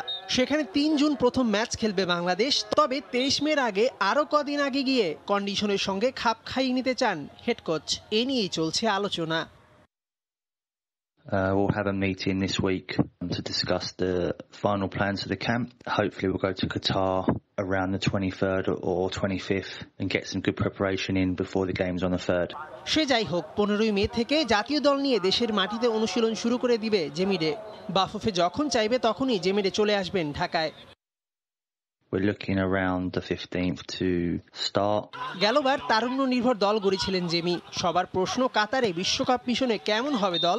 এ নিয়ে হচ্ছে আলোচনা সমালোচনা। তাই এবার অভিজ্ঞতা ও তারুণ্যের মিশেলে দল গড়বেন এই English coach. And we'll just be calling up the players that will be selected for the upcoming games in June, plus a few younger ones again to give them some experience. মে মাসের প্রথম সপ্তাহের শেষ দিকে বাংলাদেশে আসবার কথা রয়েছে head coach জেমিডের। মেহেদী নাইম, সময় সংবাদ।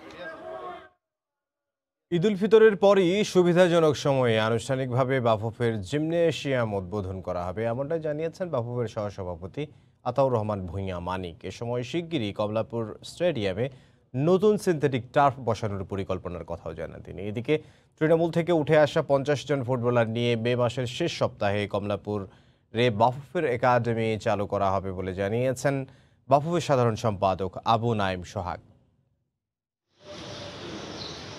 বাফুফের সবশেষ নির্বাচনে কাজী সালাউদ্দিনের প্রতিশ্রুতিগুলোর মধ্যে অন্যতম ছিল একটি অত্যাধুনিক জিমনেশিয়াম তৈরি করা। চতুর্থবারের মতো সভাপতি নির্বাচিত হওয়ার পর 2 মাসের মধ্যে জিম তৈরির কাজ শুরুর উদ্যোগ নেন বাফুফের সভাপতি। বহুল প্রতীক্ষিত এই জিম তৈরিতে তিনি কাছে পান প্রথমবারের মতো বাফুফের সহসভাপতি নির্বাচিত হওয়া তমা গ্রুপের চেয়ারম্যান আতাউর রহমান ভূঁইয়া মানিককে।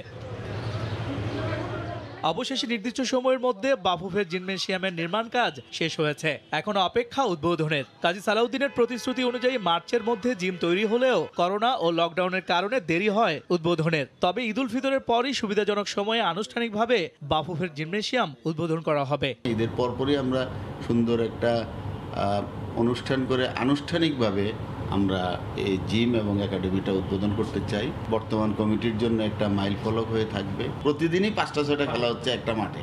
তাইলে এই টার্ফের কিন্তু লাইফ টাইম যদি 5 বছর থাকে, সেই লাইফ টাইম কমে যাচ্ছে।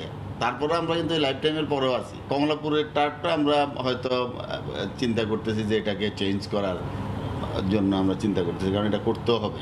এদিকে সিলেট বিকেএসপি রাজধানীর ব্যারাজদের ফর্টিস গ্রুপের মাঠ হয়ে বাফুফের একাডেমির স্থায়ী ঠিকানা হতে যাচ্ছে এবার কমলাপুর বীরশ্রেষ্ঠ মোহাম্মদ মোস্তফা কামাল স্টেডিয়ামে। একাডেমির সংস্কার কাজ শেষ পর্যায়ে। তৃণমূল থেকে উঠে আসা ফুটবলারদের নিয়ে মে মাসের শেষ সপ্তাহে চালু হবে একাডেমি। লকডাউন শেষ হয়ে যাওয়ার পরে এবং অ্যাজ উই নো আগামী 5 থেকে 7 দিনের মধ্যে জাতীয় ক্রীড়া পরিষদ কর্তৃক কমলাপুর স্টেডিয়ামের যে ট্রেনিং ফ্যাসিলিটিস সম্পর্কিত যে স্থাপনা বা ফ্যাসিলিটিসগুলো রয়েছে সেগুলো বাফুফের নিকট অফিসিয়ালি হস্তান্তর করা হবে। সো আমরা আশা করছি যে আমাদের কমলাপুর স্টেডিয়ামের বাফুফে ফুটবল একাডেমি যেটা পরিচালিত হবে, যেটাকে আমরা সেন্টার অফ এক্সেলেন্স হিসেবে বলতে চাই, এবং সেই একই সঙ্গে এটার কার্যক্রমটা, এই ফুটবল একাডেমির কার্যক্রম আমরা পবিত্র ঈদ উল ফিতরের পরে এটাও আমরা শুরু করতে পারবো। একাডেমি চালু হওয়ার পরই কমলাপুর স্টেডিয়ামে ফুটবলারদের জন্য সুইমিং পুল ও আবাসনের সুযোগ সুবিধা নিয়ে দীর্ঘমেয়াদী পরিকল্পনা রয়েছে বাফুফের।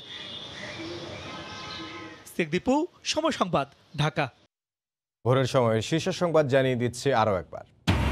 ভারতীয় ভ্যারিয়েন্ট ঠেকাতে 2 সপ্তাহ সীমান্ত বন্ধ, প্রথম ডোজ করোনার টিকাদানে স্থগিত, গণটিকা নিশ্চিতে যে কোনো প্রতিষ্ঠানকে উৎপাদনের অনুমতি দেবে গ্লোব বায়োটেক। হেফাজতের কেন্দ্রীয় কমিটি বিলুপ্তির 3.5 ঘন্টার মধ্যে 3 সদস্যের আহ্বায়ক কমিটি। কক্সবাজারে চিংড়ি হ্যাচারিতে ব্যাকটেরিয়ার আক্রমণ, নষ্ট 150 কোটির বেশি পোনা, সমুদ্রের পানি দূষণ নিয়ে আগাম সতর্ক বার্তা না থাকার খেসারত। রোজায় রং আর মেয়াদ উত্তীর্ণ উৎপাদনে তৈরি হচ্ছে অরেঞ্জ পাউডার পানীয়, মারাত্মক স্বাস্থ্য ঝুঁকির শঙ্কা। রাজধানীতে ভ্রাম্যমাণ আদালতের অভিযান। 93তম অস্কারেও নোম্যানল্যান্ডের জয়, সেরা পরিচালকের পুরস্কার এশীয় নারী নির্মাতা ক্লোই ঝাওয়ের ঝুলিতে, বিদেশি ছবি ক্যাটাগরিতে টেনিস চলচ্চিত্র আনাদার রাউন্ড। এই ছিল ভোরের সময়, সঙ্গে থাকুন সময়।